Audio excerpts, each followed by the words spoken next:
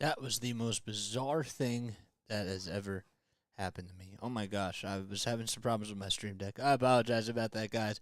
I hope you're all doing well. I hope you're all having yourselves a great day. What a day it's been for me so far. But enough about me. I want to hear about you guys because I'm excited about tonight.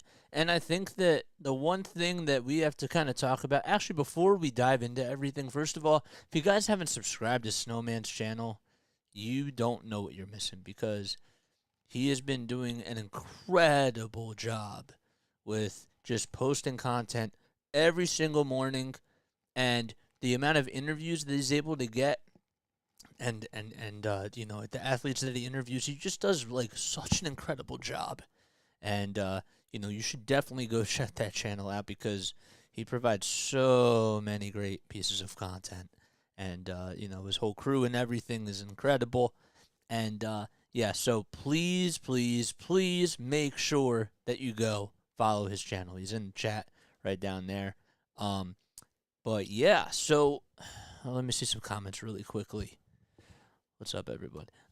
Yeah, so if you guys are new to my channel, don't forget to like, don't forget to subscribe, hit the bell icon as well, so that way you know when I upload or whenever I go live.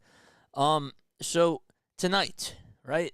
So about the Sixers tonight, what are they gonna have to do?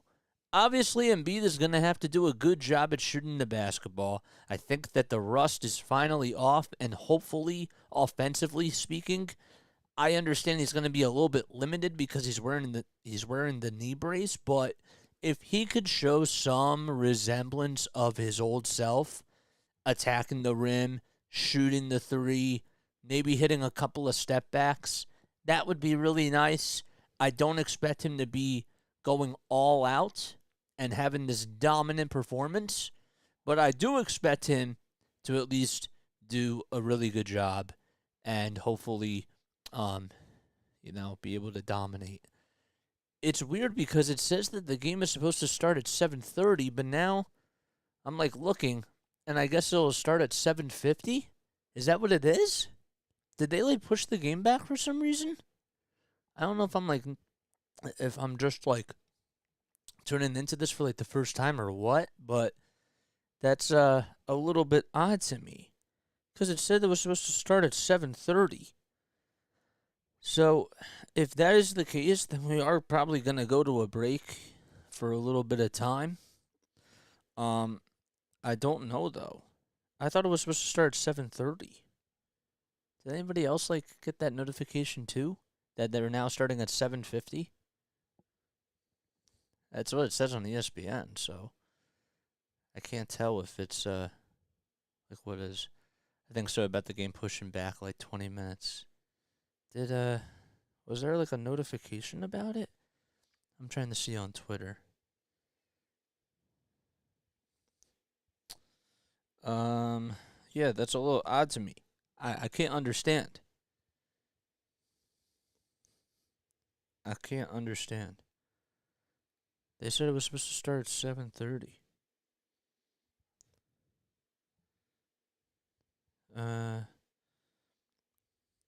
Oh, you know why? It's probably because they're doing the whole ceremony for Joel Embiid for winning the MVP. But I don't know. I thought it was supposed to start at 7:30. But are they presenting the trophy? Is that what it is? I don't understand.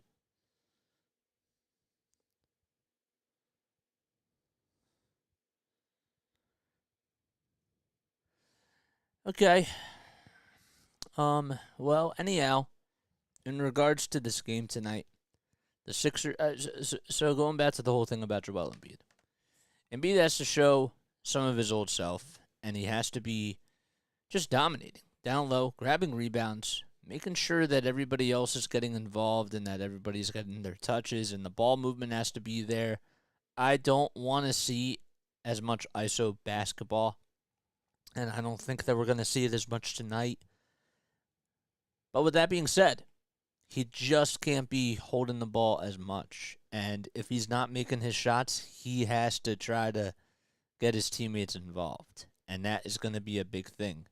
He looks fresh. He looks pretty good. I was watching him a little bit shoot around and all that, and he looks pretty good out there.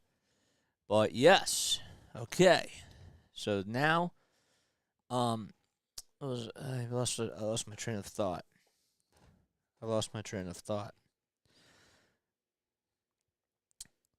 I'll also say this. I'm going to follow the Phils game while listening to your call. Thanks. And honestly, keep me posted on the Phillies because I need to know like how they're doing. So keep me updated. I mean, probably should turn the TV on over here. Larry, thanks for coming in. I really do appreciate it. The other thing I was going to say, okay, so the Sixers really had a hard time last time out fighting for the loose balls. And that to me just comes down to grit.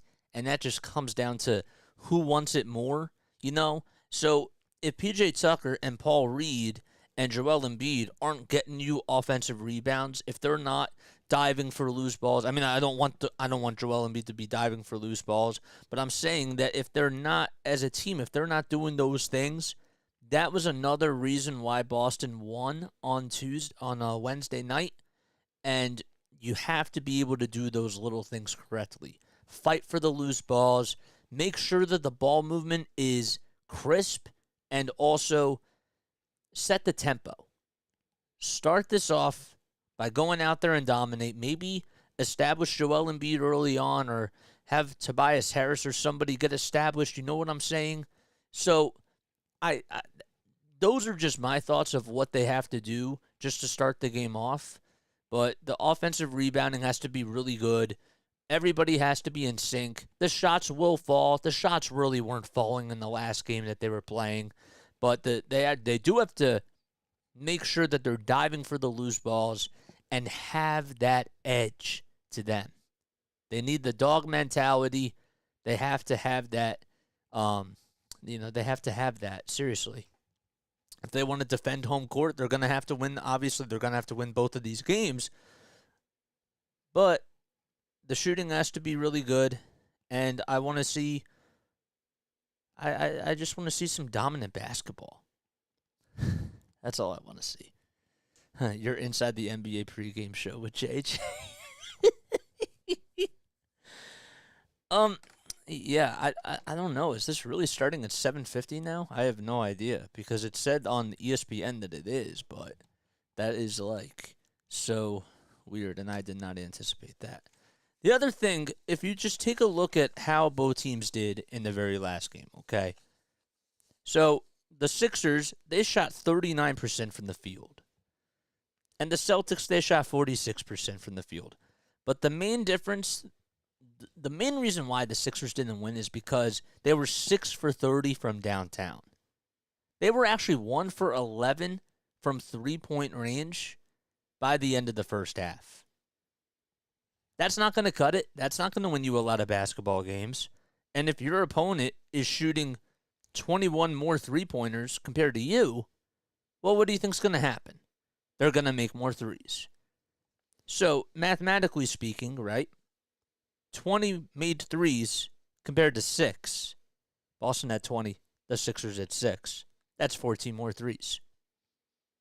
You know? So, anyhow, I think that the three-point shots are going to fall. I'm just hoping that the role players tonight step up. I need to see George Niang shoot the ball really well tonight. There were so many times where I've seen him over the past 2 games where he is supposed to be a catch-and-shoot 3 type of a guy. Do not challenge Robert Williams at the rim and just get the ball yourself and feel like you have to do more. Your job, George Niang, is to just shoot the ball. PJ Tucker, crash the glass, play good defense, shoot the ball. That's all I want. This team needs shots. And again, I've said time and time again about Tyrese Maxey. I'm happy that he's taking more shots, but if the shots aren't falling early on, he still has to keep shooting it. I want to see him rip shots from 3. Now they're on the court and they're presenting the MVP trophy to Joel Embiid. There's Josh Harris, there's David Blitzer, and Adam Silver. So that's why they're starting this late. Wow. I wish I could play the audio, but I can't. I can't do that. But if you guys are new to my channel, don't forget to like, don't forget to subscribe, hit the bell icon so that way you know when I upload or whenever I go live again. I'm hoping that this whole stream elements thing is the chat bot is working pretty well.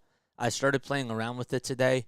I actually noticed that one of my fellow like one of my friends who, I mean, he's not a friend, but I've been following his cast for about 2.5 years. I was tuning into his cast today, and I noticed that he had this little bot in his chat, and I'm thinking like this looks kind of cool, and so I did some research and I started playing with it myself, and I think that this is really nice. It's called Stream Elements, and it's a little chat bot, and you can set out like reminders and timers stuff and all that sort of stuff. Um, I think that the one thing that I want to do on here is not only just call games and not only do post game shows and pre-game shows on here, but I'm also like willing to give a helping hand to people that are also like streaming just like me, because I feel like we're all a family too. So if I can help somebody out, that that means a lot to me. I like doing good things for other people, and that's something that I think that my brother would really appreciate. You know, so I'm always happy to help people out and just give tips and advice, and also learn, because you never stop learning. But the other thing that the Sixers didn't do such a good job at is, well, Joel Embiid wasn't getting to the foul line in the very last game. He really wasn't, you know. And when the Sixers are only shooting 19 for 23 from the foul line, I mean that's 83%, but you're not getting a Joel Embiid dominant type of a performance. Was the knee brace bothering him? I'm sure it was. I mean, this dude didn't even practice basketball for 2 weeks. So I'm just telling you that he will be a better version of himself tonight. And look, oh my gosh, his kid. Oh my gosh. His kid is out there while he's giving his speech and he's crying. Oh man. Oh my gosh. I'll be honest with you. I'm starting to get a little choked up here. I had no idea that I knew that he picked up a basketball when he was like 14 years old. That was the first time that this dude picked up a basketball. All right, let me tell you a little bit about Joel Embiid. This dude picked up a basketball when he was 14 years old, right? And he's from Cameroon, Africa. He wasn't like Michael Jordan or, like Kobe, like when they picked up a basketball, like when they were like 2 or 3 years old. Like this dude, literally, his first game that he saw was when the Lakers beat the Celtics in the finals in 2009, 2010. And to just imagine, like, the amount of adversity he had to go through from, being poor, moving from family to family and all that sort of stuff, and to just come to the United States and just, join a basketball camp and play at a high school, and then get drafted into the NBA. And then go to Kansas State, then get drafted into the NBA. Then he would have a foot injury, and then 2 months, I didn't realize this, but 2 months after he was drafted, his brother died. 2 months after he was drafted. And every year, like, he deals with some sort of an injury, but he named his son after his brother, and I didn't even know that. And just to see the competitiveness that he brings on a night in and on a night out basis, and just the willingness to get better, that is like really inspirational. And it just goes to show, like, he says it all the time, that my life is like a movie. That's his quote. And I think it's so incredible that he finally got the MVP trophy, because he deserved it this year. He did. And he's a role model. He might not always make the best decisions, but the adversity that he's had to deal with throughout his entire life. He also like could have went into volleyball. He was so good at volleyball, like when he was even in middle school. So just to see his emotions out there, I think that shows what type of a performance we're going to get tonight from Joel. Doesn't the home team usually have a huge advantage getting to the line? I mean, not really. Not really, to be honest with you. The only thing that the home team has advantage of is the crowd. Seriously. And the crowd actually really does matter because when you're on the road and you're in like a hostile environment, it's like, think about the Phillies, okay? Like in the playoff atmosphere last year and how crazy that was. It's the same thing with the Sixers because if you're like, how do I put it? If you're an opponent and you're going to the foul line, you're going to hear boos, like you're going to hear, so much stuff from people, and it's going to like get into your head. Like Philly people get into people's heads. And we can be very tough on our athletes, but like we want what's best for them at the end of the day. Yeah. It can, but I mean it influences more of the players, I'd say. Like when somebody makes a huge slam dunk or a big 3-pointer for the Sixers and they're the home team, like it is so hard to be able to sometimes communicate if you're the opponent and figure out like what you have to do in order to set up a play, or if you're trying to like if you call a timeout and then you like make a sort of play. Sometimes like there have been even coaches that have been here that have even said it was really hard for us to communicate just because of how loud the crowd was. And that matters. It's like those little things. So, in a sense, that's where the crowd does come into play. But yeah, for sure. If you guys are new to my channel, I encourage you all to like. I encourage you all to subscribe as well. And hit the bell icon so that way you know when I either go live or when I upload. The Sixers did have 13 turnovers in their last game, and the Celtics only had 7, so hopefully they can try to limit those amount of turnovers. But again, I just think that when you're not making good passes and you're making James Harden into more of a facilitator, even though he's a great passer, if you're making him more of a facilitator and the ball movement is also like just going to Joel and it's not as crisp, if it's stale, you're going to have turnovers. And I do give Boston credit because they made adjustments, and Joe Mazzulla did a really good job. And it's funny because even Mazzulla during his press conference was like, you guys are not even going to talk about the adjustments that we've made, and like really bashed the media for that, which I thought was really funny. Yes, Harden dropping 25 and Embiid dropping 30. Yeah, so also like vote in the poll what you guys think is going to happen tonight. Which duo do you think is going to have the most points? Do you think that Harden and Embiid are going to combine to score the most points tonight, or do you think it's going to be Maxey and Embiid, or do you think it's going to be Jason Tatum and Jaylen Brown for Boston, or what was the other one? Jason Tatum and Malcolm Brogdon, I believe, or Jaylen Brown and Malcolm Brogdon. I forget what it was. I know it's down below in the poll. So, but congratulations to Joel Embiid. Seriously, I thought that they were going to do this at like 7 o'clock, and now that they've like pushed the game back to like 7:50 just to do this, I didn't anticipate that. But I am really proud of Joel. He deserved it. Incredible. The Sixers as a whole this season, they were actually like one of the best 3-point shooting teams in the league.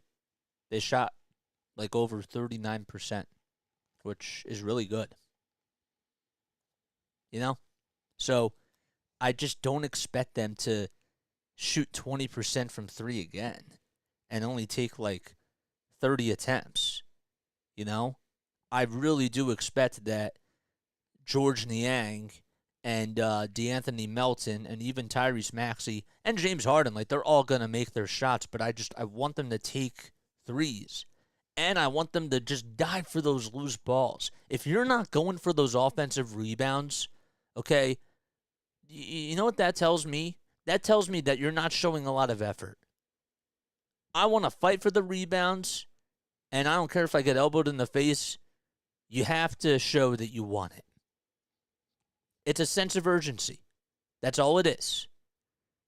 So if you're not making your shots, PJ Tucker, Paul Reed, Joel, get ready to box guys out and get yourself and your team more chances. Because second chance and third chance opportunities, I don't care what sport it is, those things matter. So, absolutely a great moment for Joel. Yeah. Yep, for sure.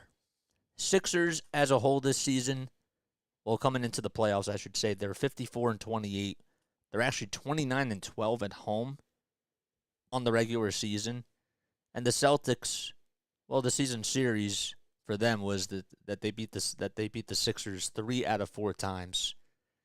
Actually, Joel Embiid had like 56 points. He did have 56 points the last time that he faced Boston in the regular season. So he actually scored almost half of their points, more than half of their points. So he was on a tear that night. Celtics are 57-25 on the season. They're also 25-16 on the road.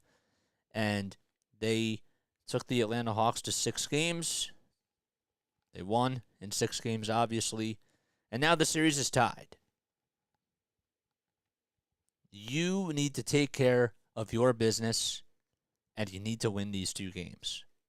You have to. This, to me, is a must-win. I actually looked at the percentages today. Mostly, okay, if a team that wins Game 3 that's tied 1-1, if they go up 2-1, they have a 65% chance at moving on to the next round. If they lose tonight, their chances slide all the way down to like 10%. Very, very, very, very close to 10%. I'm not saying that can't happen because I do remember when the Sixers did play the Raptors. I think it was 4 years ago now. The Sixers actually won Game 3. The Raptors won Game 4. And then the Raptors ended up winning it in 7. I remember that. And we all know what happened. Kawhi's lucky shot. The triple doink. That's what they call it. One of the biggest curses in Philadelphia. And that goes up there with the whole Joe Carter walk-off home run. We all know that. But in regards to this game tonight, bring it on, man. I'm ready. I have the jitters right now. And I'm excited. Let's take a sip of water before we let out all this energy, because we have a lot of energy tonight.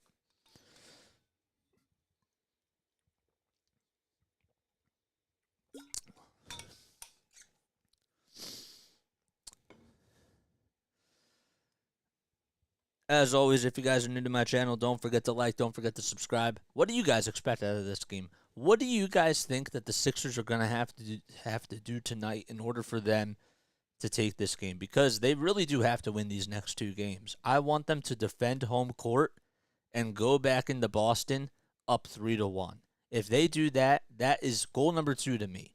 Goal number 1, you split. And the first game you did it without Joel.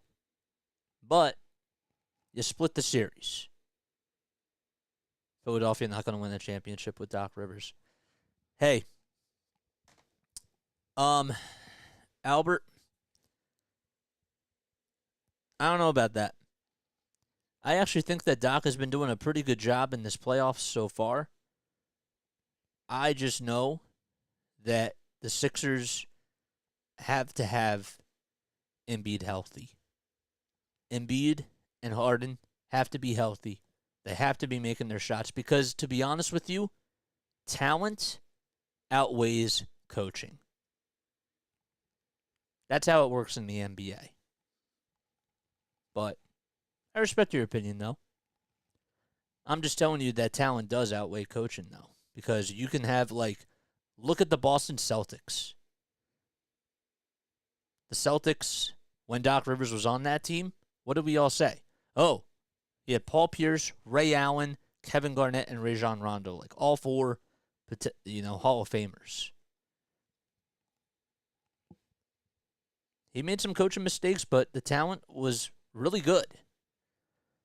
So, is the series 2-2? So it's 2-2, 1-1-1. That's how it works in basketball. It is really, really weird. Yeah. So it's 2-2, 1-1-1. In baseball, it's 2-3-2, and then hockey, it's just like you said, 2-2. Or 2-2-2-1. Yep. All right. Thank you so much for the subscription. Yeah, it is. I mean, I agree. All right, so we're just about ready to get things started. Finally, here we go.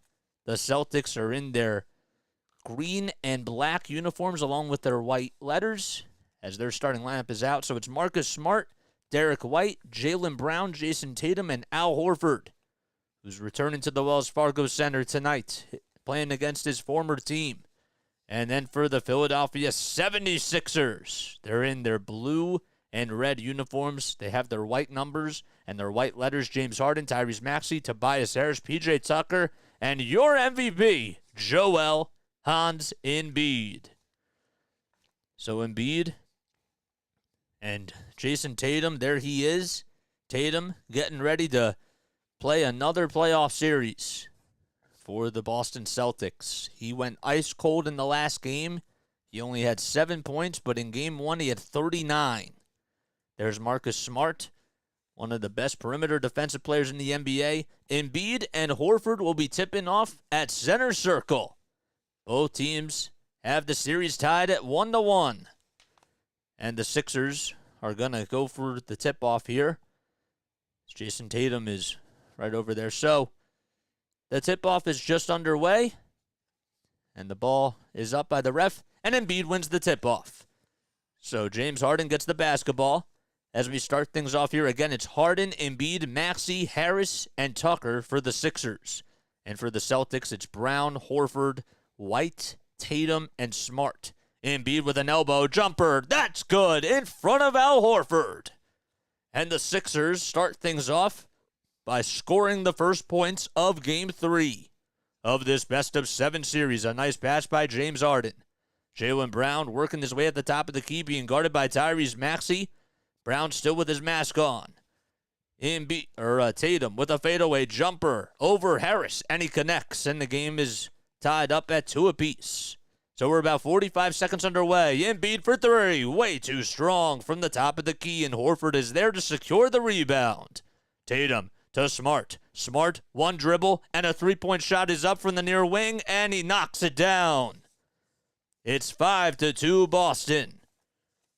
And, well, Marcus Smart, he can definitely drill the three, even though he was shooting 34% from downtown this season. Maxey pulls up. No. Embiid with the offensive rebound, tries to go back up with it. The whistles remain silent, and Horford is there to secure the rebound.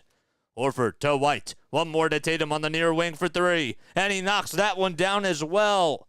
An 8-2 run by Boston. And so far, it is raining threes for Boston in Philadelphia. Not the best start by the Sixers. Harden puts up a shot, and he gets fouled by Jason Tatum. So Tatum, and it's funny because they kind of ran the same play as before the Boston Celtics, and they actually were able to find the wide open man from the near wing for 3, and both times that happened, the Celtics ended up making their shots. 10:23 left in the first quarter. We're going to update the scoreboard, and the first foul shot by James Harden is up, and he makes it. So it's an 8-3 ball game. The Sixers trail by 5 to start things off. Harden had 45 points in Game 1, and he shot 17 for 30 from the field, 7 for 14 from beyond the arc. And he'll make the second foul shot as he goes 2 for 2 from the line, and the Sixers cut the deficit in half. Smart with the dribble penetration. He'll pass it off to Derek White. White back to Smart. Smart conducting the tempo, controlling the traffic. Tatum to Horford. Horford to White for three. Again, yes. Oh, my goodness. The Celtics are 3 for 3 from downtown, and they can't be stopped. Embiid to Tucker. Almost threw it away, and Tucker almost threw that one away as well. Maxey gets the basketball, and he gets called for the backcourt violation. So the Sixers are having a hard time communicating on both ends of the court. Again, that's just a good basketball overall by the Boston Celtics, playing team basketball, finding the open man, and knocking down the shots. Tatum with the pick and roll, taking on Tobias Harris. Jaylen Brown now switches his defender. Smart inside. Tatum for three on the near corner, and he'll hit that one too. The Celtics are 4 for 4 from three. Unbelievable. It's a 14-4 run to start off the game. The Sixers only have one attempted three-pointer, and they're 0 for 1. Harden gets fouled by Jaylen Brown as he was right at the logo. And Brown can't believe he got called for that foul. Looked like he was just trying to get all ball there, but nonetheless, the Sixers still retain possession here. Harris will get the inbound from James Harden from the far sideline. Harris in the lane. Kicks it out to Tucker. Tucker for a near corner three. That's off the mark. And the Sixers are 0 for 2 from beyond the arc. Smart with the rebound. Smart taking on Tobias Harris. He goes inside the lane, gets the ball loose. Good defense by Tobias Harris. And Marcus Smart touched the ball last. 9:03 left to go in the first quarter, and the Sixers trail 14-4. It's a tied series at 1 apiece. Harden in the backcourt. The backcourt defense by Boston is pressuring him. Harden gets a screen from Joel. Inside to Tobias Harris. The ball gets stolen away, though, by Smart.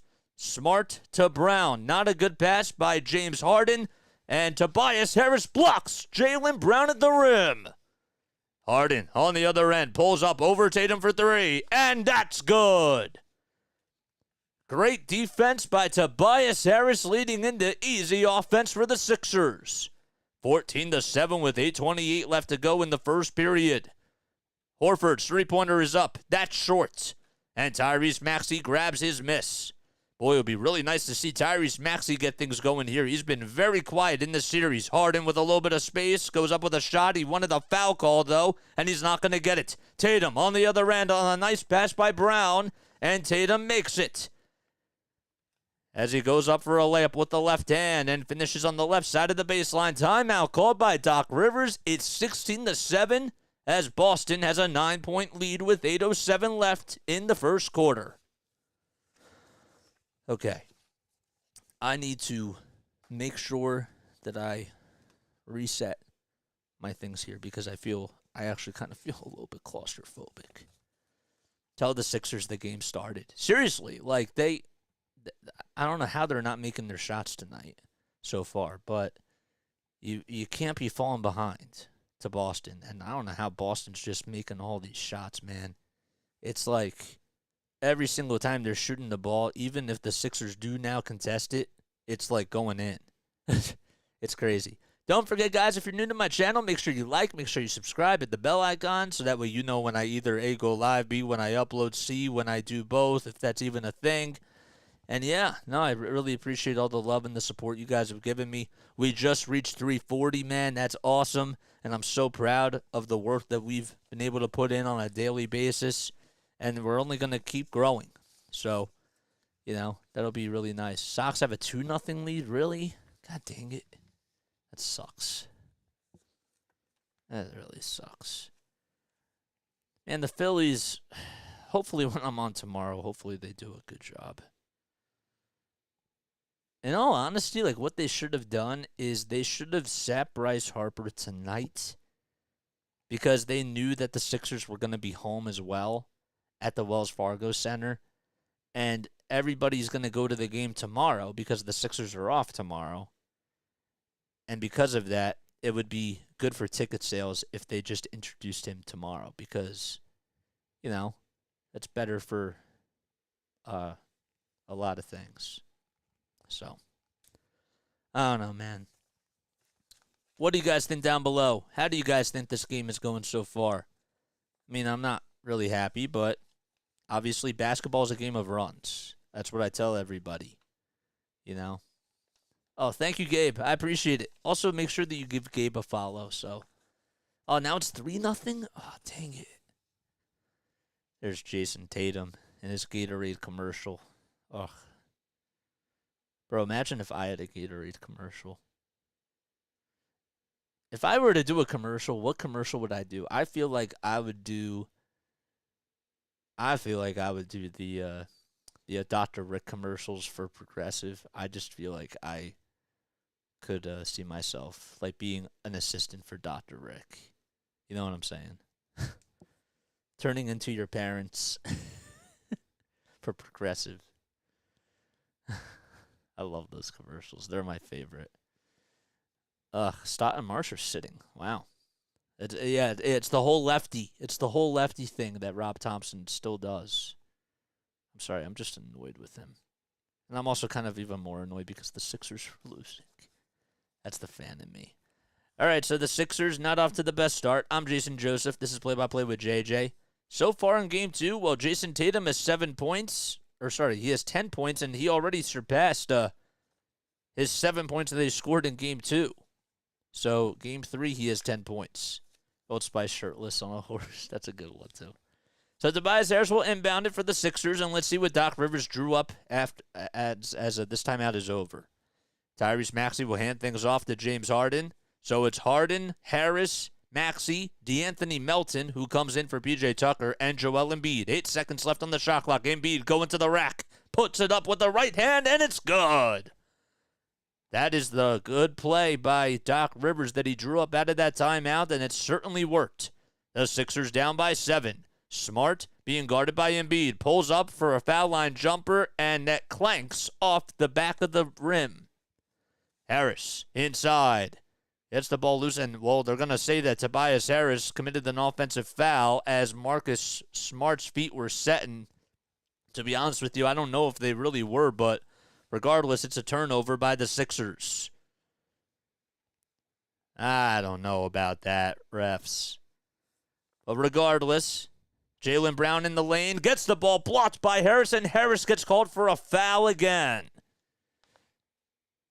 And Jaylen Brown, a very good foul shooter, will go to the line to shoot 2 free throws for the Boston Celtics. It's 16-9 Boston with 7:23 left in the first quarter. Brown, throughout the regular season, was shooting 77%, and the first foul shot is up, and that's good. And in the playoffs, well, he's been shooting a little bit below his average, but we all know that he can definitely try to get that back up. Sixers won Game 1 of this series, 119-115, and then they lost 2 nights ago by a score of 121-87. The second foul shot goes up, and Jaylen Brown drains it. It's 18-9. Sixers trail by 9. Embiid taking on Al Horford as he gets the ball from Harden. Embiid on the low block, goes up with the right hand. No, he grabs his own offensive rebound, and Horford gets called for the loose ball foul.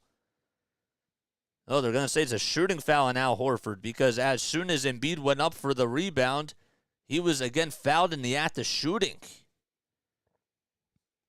So Joel will go to the charity stripe to shoot 2 free throws. Embiid averaged about 33 points per game this season, which did lead the NBA. He also averaged 10 rebounds per game and almost 4.5 assists. And the first foul shot by Joel is up, and that's good. He also shot 86% from the foul line, and for a 7'2" big man, that is absolutely unbelievable. So he's able to get that one to go. My stream just froze, so I do apologize. Or did everybody's stream freeze? That's a little bit weird. There we go. Second foul shot by Joel is up, and he nails it as well. So he hits both foul shots, and now the Sixers trail by 7. Embiid does have 6 points. He's 2 for 4 from the field. Brown will hand it off to Tatum. Tatum pulls up over Melton for three. Way too strong. Smart volleyballs it all the way out to Brown. Brown inside to Tatum. The ball comes loose. And Brown still gets it. Brown to Tatum. To Smart for three on the far corner. In and out it goes. And Embiid is finally there to grab the glass. Embiid with the rock. Inside. Gets the ball loose. And it's stolen away by Jason Tatum. The double team was coming. And Tatum was there to intercept the basketball. Horford for three over McDaniels. Swish! And the Celtics have now made 5 threes in this ball game. It's 21-11. And the Celtics are 5 for 8 from downtown. Maxey in the lane. Runner is up. Way too strong. And Embiid is there to grab the rebound, but they're going to call a foul, I believe, on Tyrese Maxey. Is that what they're going to do? Nope, they're going to say it's on Al Horford. Horford fouled Maxey. 6:22 left in the first quarter. Robert Williams will step in for Marcus Smart as the Celtics want to go with a bigger lineup here. The series again is tied at 1 apiece. If you guys are new to my channel, don't forget to like, don't forget to subscribe, hit the bell icon too, so that way you know when I upload. And whenever I go live for not only a Sixers game, but for a Phillies game and a Patriots game as well. Harden gets the basketball. He's at the foul line. The double team comes on him. He kicks it out to McDaniels for a wide open three. No, he can't hit that one. He was wide open. And Tatum comes up with another rebound. Brown to Tatum. Tatum with a lot of space. His three-pointer, it goes in and out, and he's human. Maxey comes up with the rebound himself. Sixers trail by 10 with less than 6 minutes to go in the first quarter. Harden in the lane. Right hand. No. McDaniels for three on the other end, though. Yes! A big three by Jalen McDaniels. Again, he was left wide open from the far corner. So he missed the first one from the near wing, and the second one he was able to hit. And that's a good sign for the Sixers. McDaniels taking on Jaylen Brown here. Harden almost got the ball tipped away, but White is there. He shoots a three in Maxey's face and somehow makes it. Are you kidding me? Maxey had a hand in his face and was playing really good defense, but better offense by the Celtics. Harden gets the ball loose and stolen away by Horford. Horford all the way to Tatum. Tatum to Brown inside. Brown behind the back pass, and it gets intercepted by Melton. It was supposed to go to Robert Williams. Harden steps back, now takes it to the lane, kicks it out to McDaniels. Harden's been a little bit wild with the basketball so far. Melton for three at the top of the key. That one is no good either, as it gets off the glass, and another rebound by Jason Tatum. Tatum in the lane gets the ball denied by Joel Embiid at the rim. And Melton is there to get the rebound. Joel Embiid has been dominant on both ends of the court, but the Sixers still trail 24-14. I mean, my goodness, Tatum was going inside the lane, thought he was parting the Red Sea, and Joel Embiid said, "I'm still here, and this is my house."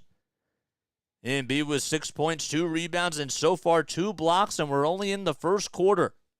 He had 5 blocks in the first half of last game, which ties his career high. So Melton will go to the line to shoot a pair of free throws for the Sixers, and the first one is up, and he nails it. So the Sixers cut the deficit back to less than 10. DeAnthony Melton was drafted by the Memphis Grizzlies and then actually got traded to the Philadelphia 76ers, because when the Sixers traded Ben Simmons and they gave up Seth Curry and Andre Drummond and the draft pick to Brooklyn, Brooklyn actually deferred the draft pick and gave it back to the Sixers, and the Sixers took that draft pick and got DeAnthony Melton, who's been a sniper off the bench for Philadelphia. He makes the second foul shot. Brown steps back, pulls up for a 2, and that is long, and McDaniels crashes the board and handles the rock. Harden being guarded by Malcolm Brogdon as he comes in, and the ball goes up, and it's denied by Robert Williams on the other end. Brown pulls up for 2. No. And I don't know how he missed that one, but Jalen McDaniels was there for the rebound. Embiid inside, goes up for 2, and he's fouled by the Celtics. He will go to the line to shoot 2 free throws. That's what the Sixers have to do. They just have to give the ball to the big man, and Grant Williams, that time was called for the foul, not Robert Williams. And Williams, that is his first foul. He has some words with the ref. Embiid got the ball inside the lane, and, man, Williams was just hugging him, literally hugging him. And there was no way Embiid was going to get that shot off. And the whistle was, to be honest with you, a little bit late. Doc Rivers had some words, too, about that. So it's 24-16. Boston is up by 8. The first foul shot by Joel Embiid is up, and that's good. He was shaking off the right hand for some reason. I don't know if that's a bad sign or what. But it's 24-17 with 4:07 left in quarter number 1 in Game 3 of the Eastern Conference Semifinals between two historic rivals. And the second foul shot by Joel is up, and he hits it. So Embiid does have 8 points tonight. He's 4 for 4 from the foul line. He's also 2 for 4 from the field, and he has 2 blocks as well. Brogdon at the top of the key. A screen comes by Williams. Brogdon pulls up, and that's way too long, and Melton climbs the ladder and grabs the rebound. Sixers trail by 2 possessions. Harden has the basketball, kicks it out to Melton. Melton in the lane, goes up. Another block by Williams, but it's retained by McDaniels. McDaniels to Harden, who's at the logo, and Harden throws it away. It was an easy pick by Robert Williams. I don't know what he saw there. White puts up a 3, and that's a little bit short. So the Celtics have not been making their threes for a little bit of time. Maxey in the lane, goes up with a Euro step, and it's a reverse layup as well. The Sixers go on a run themselves, and a timeout is called by Joe Mazzulla. And they're down 24-20, but we'll be right back in just a few moments as the Celtics call their first timeout on the day. A nice shot by Maxey, and the Sixers trail by 4. Work the ref, Stock. Exactly. Come on, man. If you guys are new to my channel, make sure you like, make sure you subscribe, hit the bell icon so that way you know when I upload or whenever I go live. Also, let me know how my play-by-play description is. If you guys can envision like where everybody is on the court. I know it's like a very fast-paced type of a thing, but, you know, this is how radio for basketball works. Like, you have to... I even hear like some people, and I don't like want to, you know, throw anybody under the bus, but like I even hear some people that are professionals that do, you know, radio for basketball, and I'm always like, okay, but like where was that 3? Like, was it on the far corner? Was it on the near corner? Are the Sixers going from left to right? You know, are they going from right to left? Like, those things matter. And my job as somebody that does this, especially if I treat it like a radio broadcast, is I have to paint the picture in your head as clear as possible. Yet painting the picture for us. Good. Good.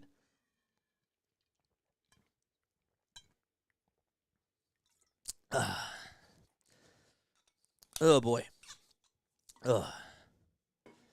All right, so they went on a run themselves. That's good. I figured that Boston was going to come out really strong, and now they're not making their threes, finally. They're human. They were, like, making some crazy shots, too. And sometimes, like, there's going to be games like that happen where somehow, some way, like, in the first game for the Sixers, you know, when they played against Brooklyn, I was like, how are they making some of these shots? Like, they're, like, you know, like, those types of shots aren't supposed to go in.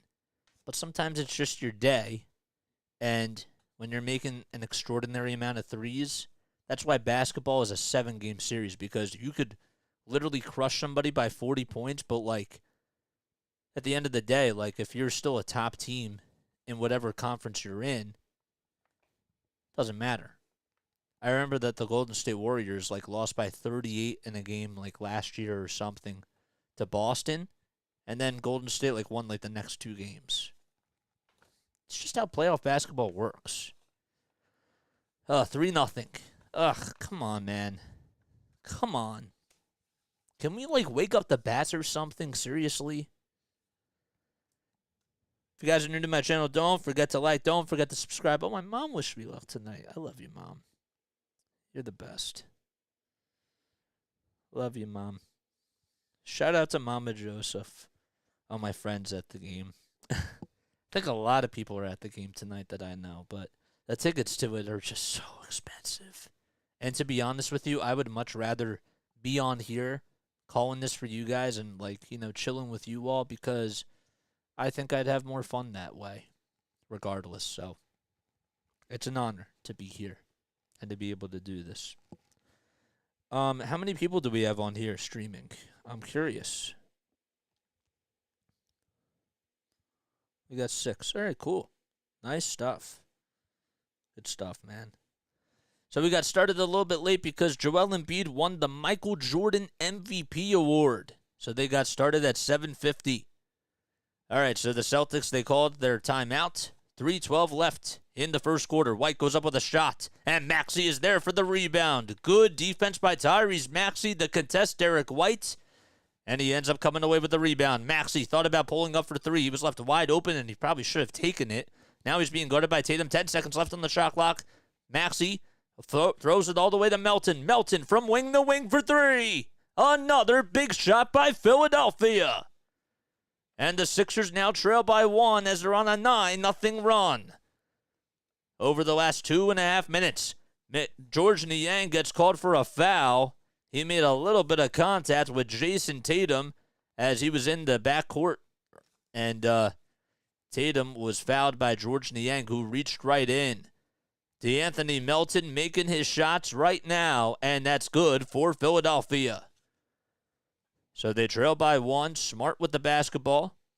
He's directing the traffic, telling Tatum to go down low. Williams on the near wing, kicks it out to Tatum. Tatum with a 3 on the far corner. That hits the right side of the iron. And Melton is there to grab the rebound. The Celtics have missed their last 6 straight threes. And the Sixers could finally take the lead here. 2:15 left to go in the first quarter. Maxey being guarded by Tatum on the far wing. Sixers going from right to left. Niang to Melton. 5 seconds left on the shot clock. Embiid with a foul line jumper. And the Sixers do take the lead.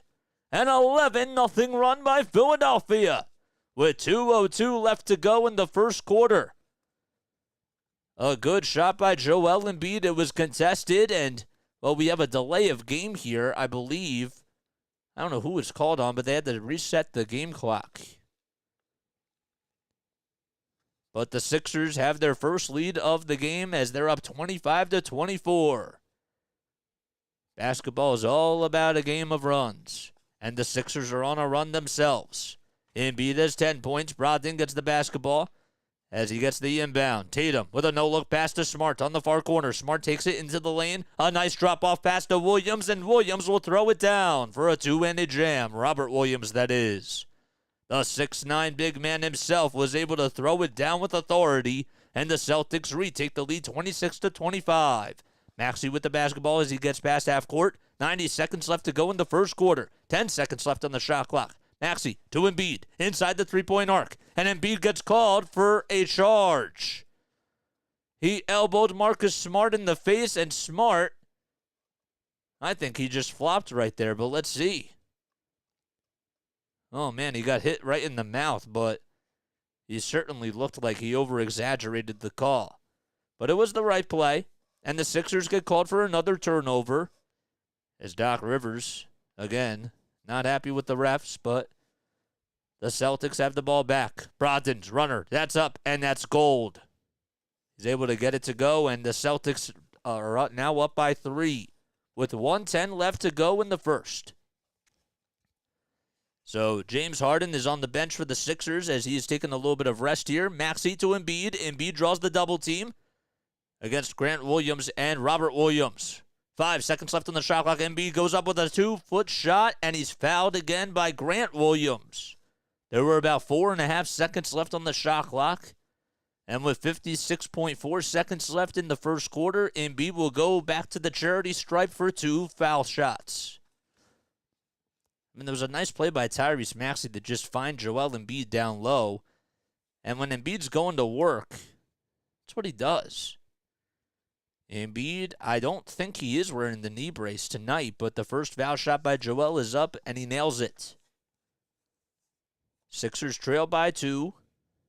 Embiid is drooling sweat down his face, putting his blood, sweat, and tears into coming back in a Sixers uniform.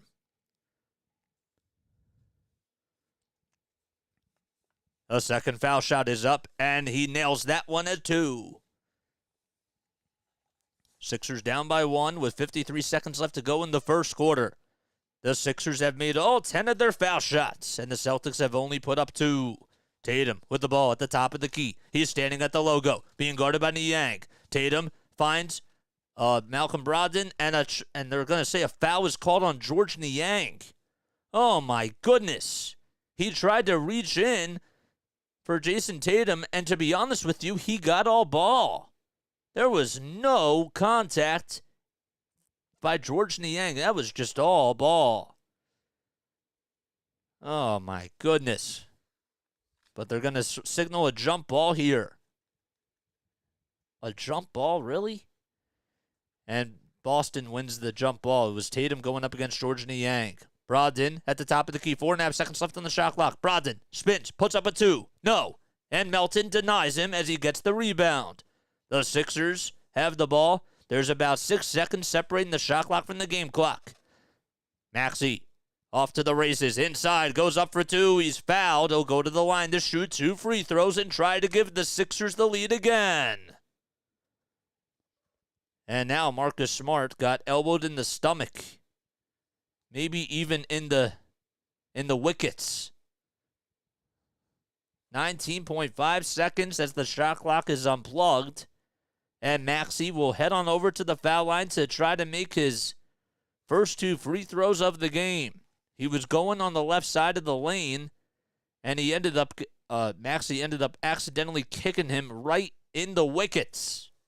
That's what happened. Sixers down by 1. Maxey goes to the charity stripe. This will be the 11th and 12th free throw attempts for Philadelphia. The first one is up, and the Sixers tie the game again.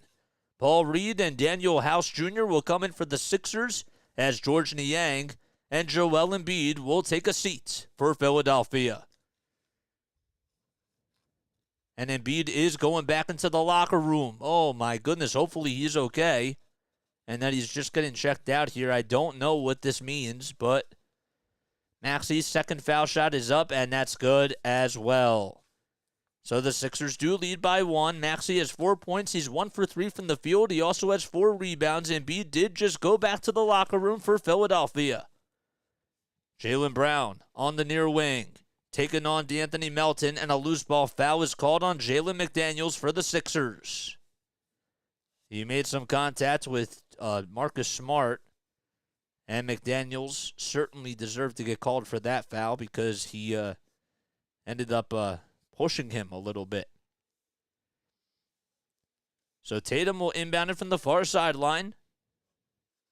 And once again, in case you're just joining us, Joel Embiid did just go back into the locker room for the Sixers, and I don't know what they're going to check out here.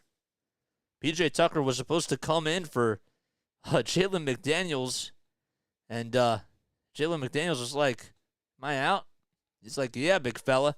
Reed fighting for the ball, and he'll give it up to Melton. Melton's three-pointer for half court. No. And that'll do it. So the Celtics had the basketball. Grant Williams is not happy with the call as Jaylen Brown looked like he was fouled, but the Sixers tried to go for a steal, and Melton had to put up a three-quarters court shot, and that'll do it. But the Sixers are up by 1, 29-28 as we go into quarter number 2, and hopefully Joel Embiid is okay. 3-2 with no outs. Okay, man. That's awesome. Man, that's great. That's awesome. Oh man, the Devils and the Hurricanes are on too. I have that game on right now. Oh boy. During halftime, I'm gonna have to refill my water.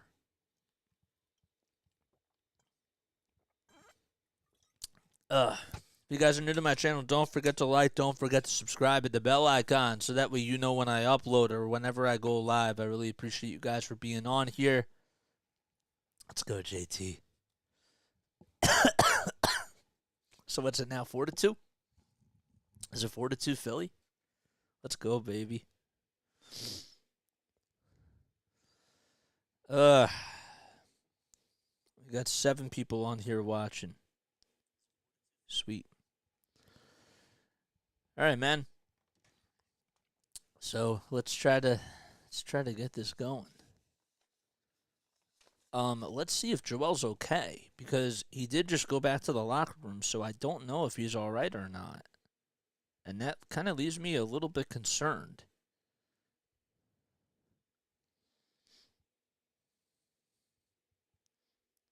Let's see. I don't know.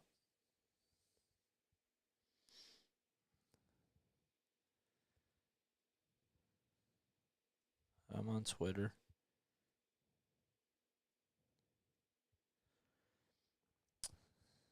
Joel Embiid getting fouled saved the Sixers. I'm hearing from multiple sources that he's headed to the locker room to take a dookie. Oh my gosh, come on. Come on, Sam. That's funny. That's funny. But I don't really know if it is, because I hope he's all right. You know?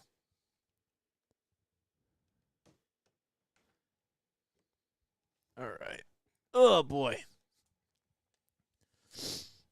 All right, well, the Sixers, they came out a little bit flat, but they made their shots.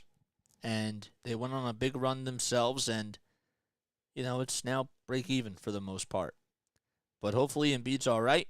He did go back into the locker room. I don't know if it's anything serious or anything, but every time that you see Joel go back to the locker room, you just hold your breath, because that's how it goes.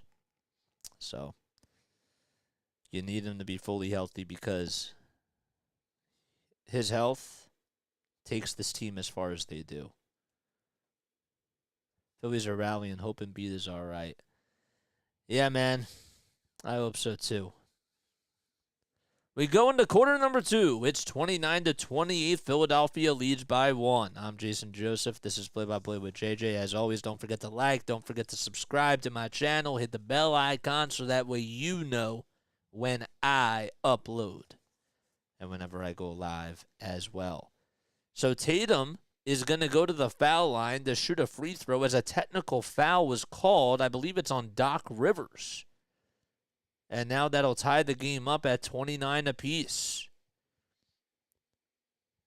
So the Celtics do get the ball to start things first. DeAnthony Melton was the one that actually got called for the technical foul. So it's not on Doc Rivers, but it's 29-29. Oh, man, that was bad. Marcus Smart with the basketball. He'll hand it off to Robert Williams. So it's Williams, Smart, Tatum, Malcolm Brogdon, and Grant Williams. Smart kicks it out to Grant Williams for a far corner triple. And that one goes in and out, and Tobias Harris grabs his miss. Harris, Harden, Niang, Melton, and Reed are out there for Philadelphia. Harris getting a little bit of space, and he knocks down the post jumper. A big shot by Toby as he gets his first couple of points today. They're going to need him to get things going. Brogdon to Tatum at the logo. The Sixers logo, that is. Marcus Smart trying to switch things up and switch up defenders here. Tatum to Smart. Smart thought about pulling up. Smart goes up for 2, kisses it off the backboard, and he's fouled by Melton. And Doc Rivers wanted to travel. And he probably should have gotten that one. Melton actually got called for a technical foul because he kicked the basketball after he put up the three-quarters court shot. And that's why Tatum went to the line to shoot one free throw.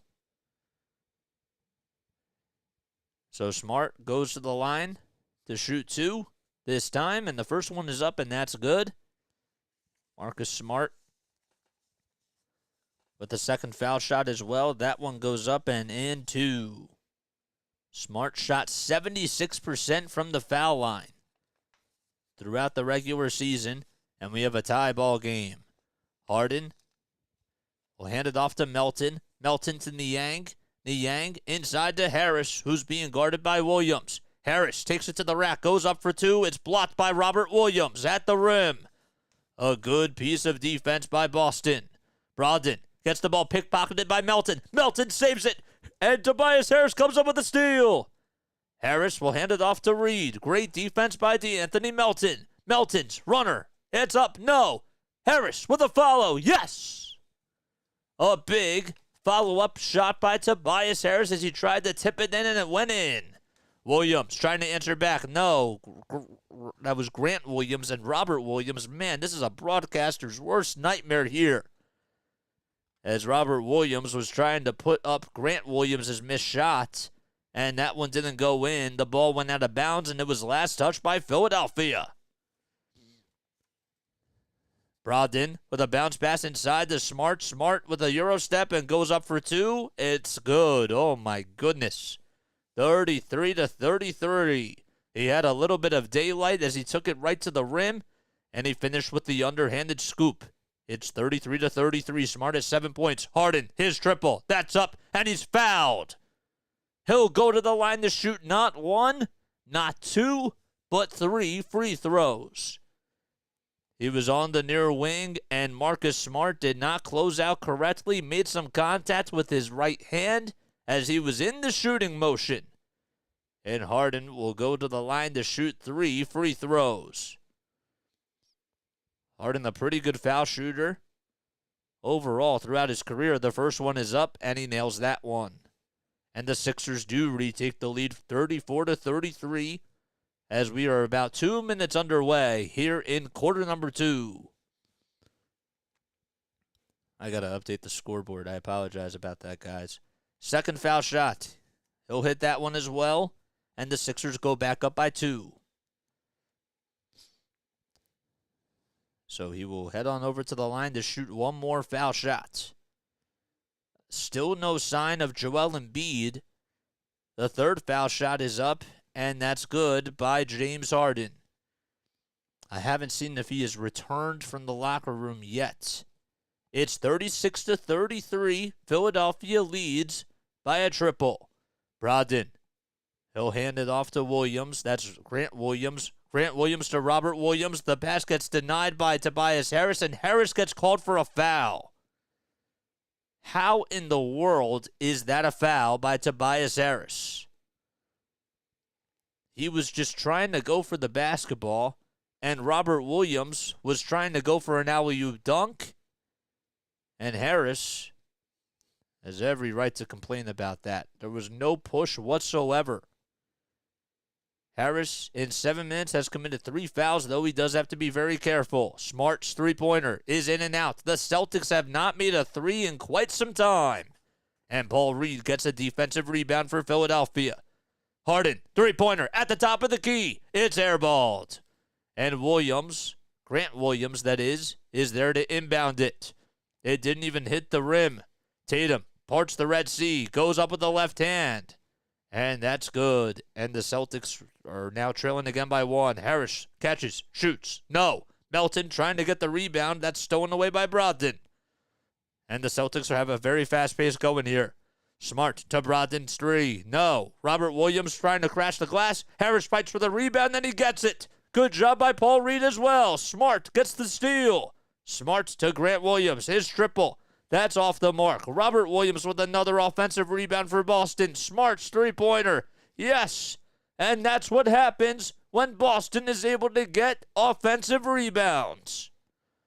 38-36 timeout called by Doc Rivers and the Philadelphia 76ers.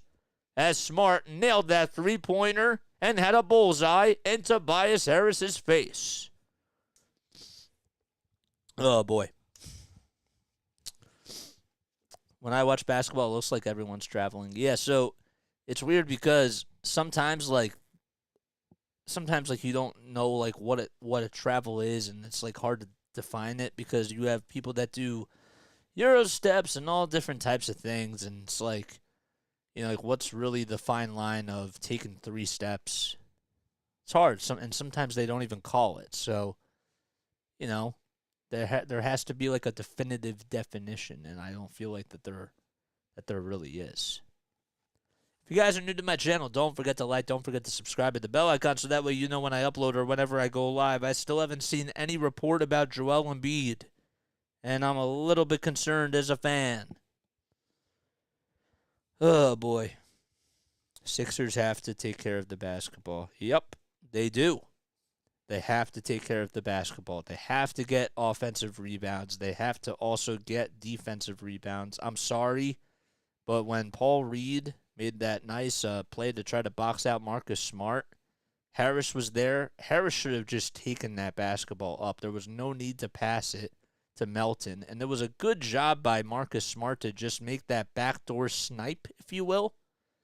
But that's, I don't know, man. Can't be doing that. What am I doing? We're checking about Joel Embiid. Is Embiid okay? That's the question.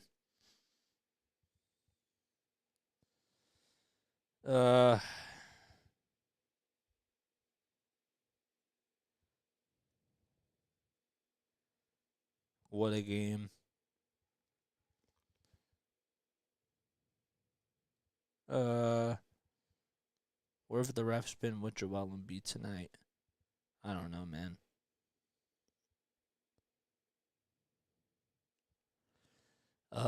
They let stars like Jordan take 12 steps.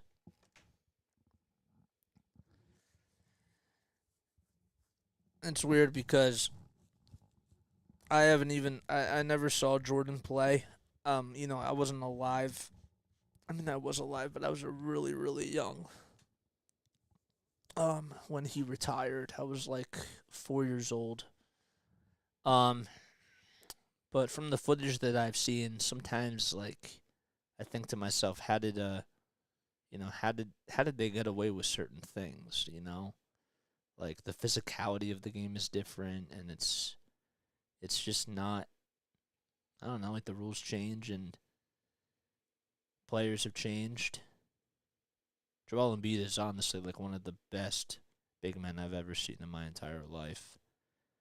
To see a center shoot the basketball the way that he does from three, and to see the post moves that he does, like he turns back the clock, brings like an old school style back, and yet he makes the shots that he does. That's awesome.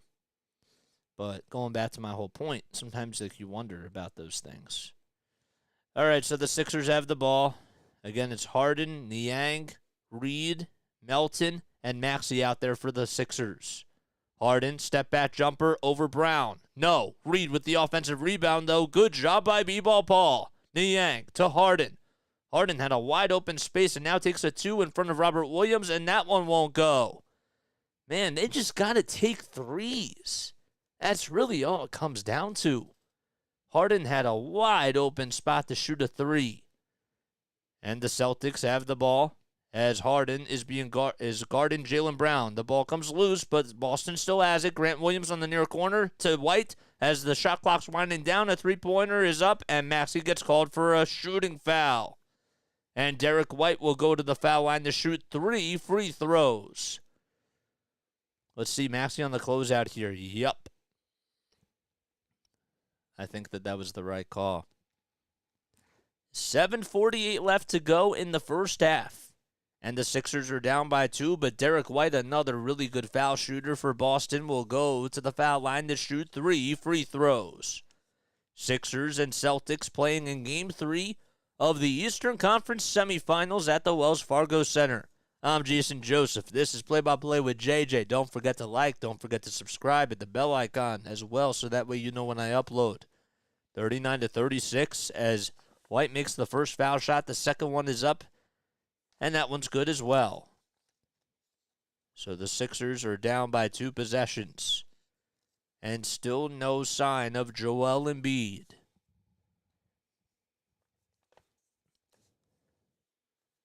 None. 40-36. PJ Tucker comes back in. He's the backup center now for the Sixers. Oh, there's Joel Embiid. Okay, he just came back in, so he seems to be all right. Thank goodness. Niang also in for the Sixers. And the third foul shot by Derek White is good too. So it's 41-36. Boston on an 8-0 run over the last 2 minutes. Maxey, Harden, Niang, Tucker, and Joel all out there for Philadelphia. Embiid with the basketball in the low block, directing the traffic. 10 seconds left on the shot clock. Double team comes. Embiid spins, fades. No. Good defense by Boston. And Derek White is there to crash the glass. The Rock is is with Malcolm Brogdon here. Brogdon goes up for two. The ball gets blocked by James Harden. Oh, man.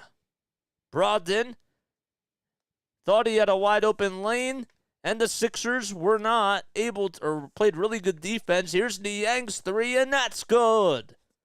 An assist by James Harden from the far wing. And George Niang makes his first three tonight. 41-39. Grant Williams to Derek White. White on the elbow. Puts up a runner, and that one is good too. Wow. That one was a line drive laser, if you will. And that gives Boston another two-possession lead. Harden takes it to the lane, goes up with the left hand. The ball gets blocked by Jaylen Brown. The Celtics on a 3-2 break here. And now everybody gets back, and Derek White gets called for a travel.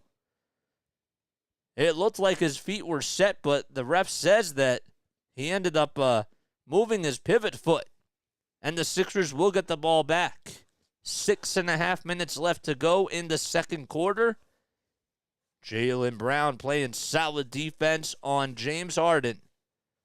And it's a football, basketball type of a game between both of these teams. Very physical and very dominant on both ends of the court. Also a low-scoring game. Tucker with the ball as Maxey had it. Embiid now in the lane. Now he's at the foul line extended. Takes on two defenders. Goes up with a layup. No. And he gets his own miss and puts it up and in again. Not once, but twice. And the Sixers are down by 2. Horford steps into a 3. Decides not to shoot it. Brown pulls up for 2. And it's a bullseye. So Brown answers back with the 2 of his own. He has been red hot in this second quarter. 2 rebounds for him, and he's starting to get things going now. Harden to Tucker for a corner 3. Yes! That's exactly what the doctor ordered for Philly.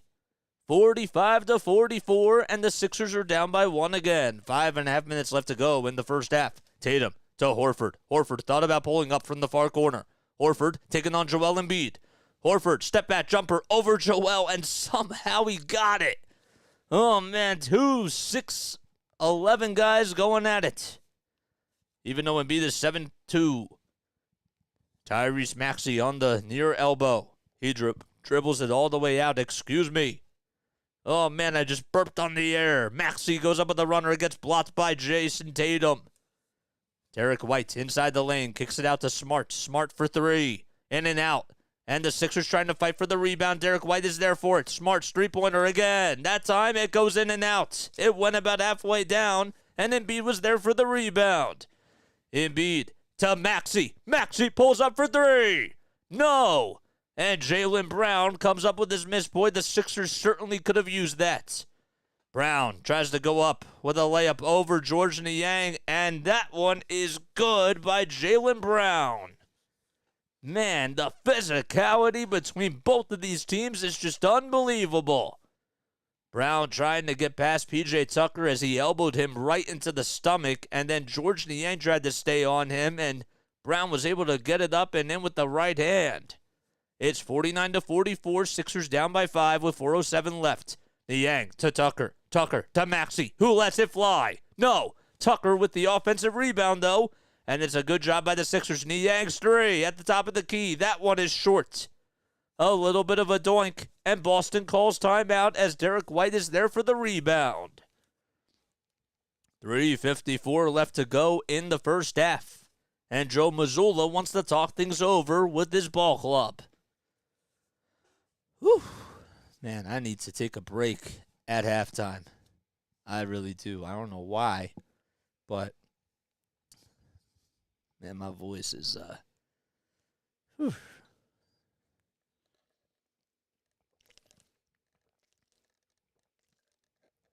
You really have to have a lot of energy for this. And I do, but like it's just such a different beast than baseball. It really is. It's an art, though. You know? And I do have fun with it.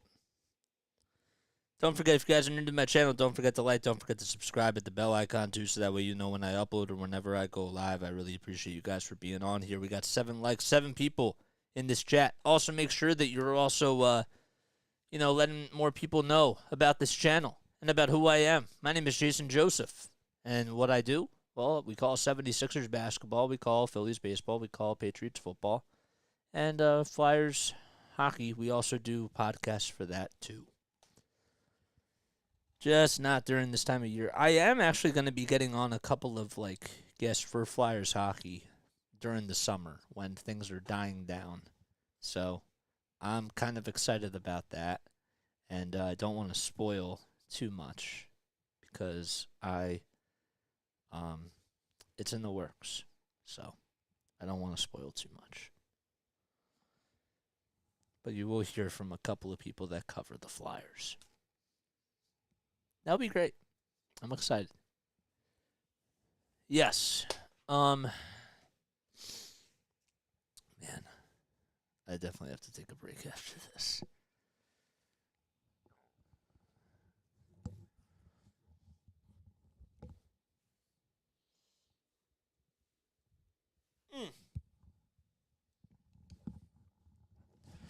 Larry, how are my Phillies doing now? I need the Phillies update as we're in a break for the Sixers.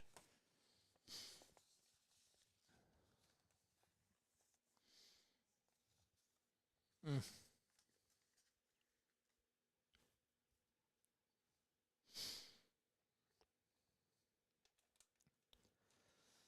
$49-44. Wow. Oh, did Larry take a step off?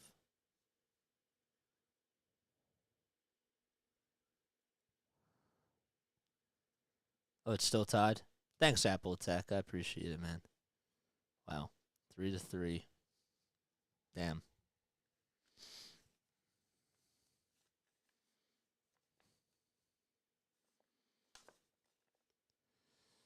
Alrighty. Here we go, baby.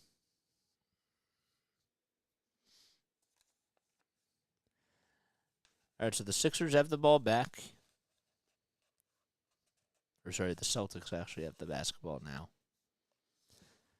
They're showing some B-roll footage of Joel Embiid and Marcus Smart going at it against each other.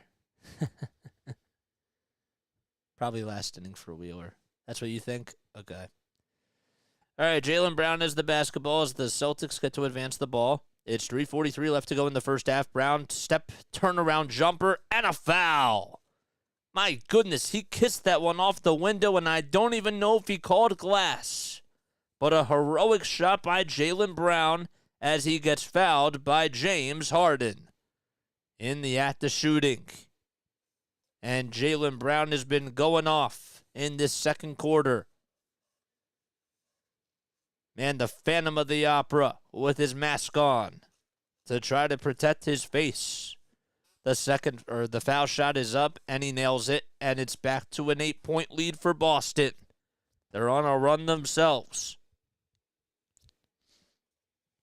Harden to Embiid with 3.5 minutes left to go in the first half. Embiid on the low block. As he gets a screen from James Harden, they'll hand it off to him as if he's a running back. Harden to Embiid. Pump fake. Foul line. Jumper. That's up. And he connects. Oh, but they're not going to say it was a foul in the act of shooting. My goodness. So it was on the floor. And as Embiid was in the shooting position, it certainly looked like Embiid got the shot off. He went up for a pump fake, and I don't know. But the Sixers will have to inbound it here. They find Embiid. Embiid to Melton for 3 on the near corner. That's no good. Tucker tried to get the rebound. It was taken away, though, by Al Horford. 52-44. The Celtics on a 7-0 run. Brown, step back 3 over Joel. And Harden is there for the miss. Thank goodness. Good defense by Embiid. Less than 3 minutes to go. Harden takes it to the lane, tries to find Melton, and there's some miscommunication on defense. As the ball goes out of bounds, it'll be Celtics basketball. Harden with only 8 points. He's 1 for 7 from the field. Tatum at the logo, being guarded by P.J. Tucker. Horford comes up with a screen. They switch defenders, and Tyrese Maxey's now on Tatum at the top of the key. Tatum for three. No. Another offensive rebound, though, by Jaylen Brown as he finds Tatum. Horford at the top of the key. And the Sixers really have to try to fight on the glass. Tatum gets called for a push, and I wonder if they're going to call a technical foul here because he just threw the basketball towards the refs. But it is a charge on Jason Tatum, and the Celtics turn it over again. So no technical foul was called. Maxey lets it fly for three. Nothing but net for Tyrese Maxey. Sixers down by 5 with 2:12 left to go in the first half. Smart on the near wing. He'll hand it off to Jason Tatum, the former Duke basketball player himself. Tatum fading, going up, and it's blocked by Joel. Joel Embiid denied him again. The ball does go out of bounds, though, and it was last touched by Joel Embiid. My goodness. He is like a brick wall out there sometimes, like a goalie. A netminder, if you will. Tatum in the lane, gets the ball poked away. P.J. Tucker trying to fight for the board. And the ball gets battered around as everybody on the hardwood is going at it. And Melton and Horford will fight for a jump ball. So P.J. Tucker trying to be aggressive on the floor for Philadelphia. Good deflection, though, by DeAnthony Melton as he tried to strip the basketball from Jason Tatum. And now Horford and DeAnthony Melton, a guy who was about 4 inches shorter than him, will be fighting for a jump ball here. 1:53 left in the first half. The Sixers are down by 5. It's 52-47 in Game 3 of this best-of-7 series. Tip ball or jump ball at the center circle. That goes up, and Brown ends up getting it for Boston.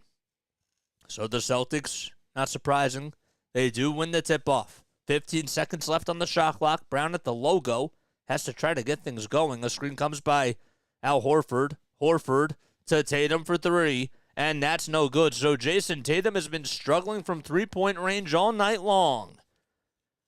Less than 90 seconds in the first half. Harden has the ball, and the ball will find P.J. Tucker as Harden tried to take it in the lane. Embiid on the elbow, puts up a 2, and that one goes in and out. Then Tatum fights for the rebound again. The Sixers are not putting up good shots here. Brown in the lane, kicks it out. The ball gets deflected, and now Horford is there to get the loose ball. White trying to fight through the physicality. Horford's three-pointer as he's left wide open. That is wide right. Harden with the rebound. He looked like he pushed a Celtic, but the whistles remain silent. Maxey hands it back off to Harden. Harden didn't even anticipate it. Maxey with the basketball still. 40 seconds left to go in the second quarter. Forgot to mention that. Harden gets the screen from Joel. And the ball gets loose and stolen away again. Another bad pass by James Harden. That's his third turnover. Brown's 2. That one goes in. And Boston has a 7-point lead with 29 seconds left. They went for a 2-for-1. And Maxey will have the ball. He'll take his time here and help the Sixers hold for one more possession. Oh, man, James Harden has not been playing good so far. Maxey kicks it out to Tucker. Tucker, pump fake. Kicks it out to Melton for 3 on the far wing. Yes! But a shot clock violation is called against Philadelphia.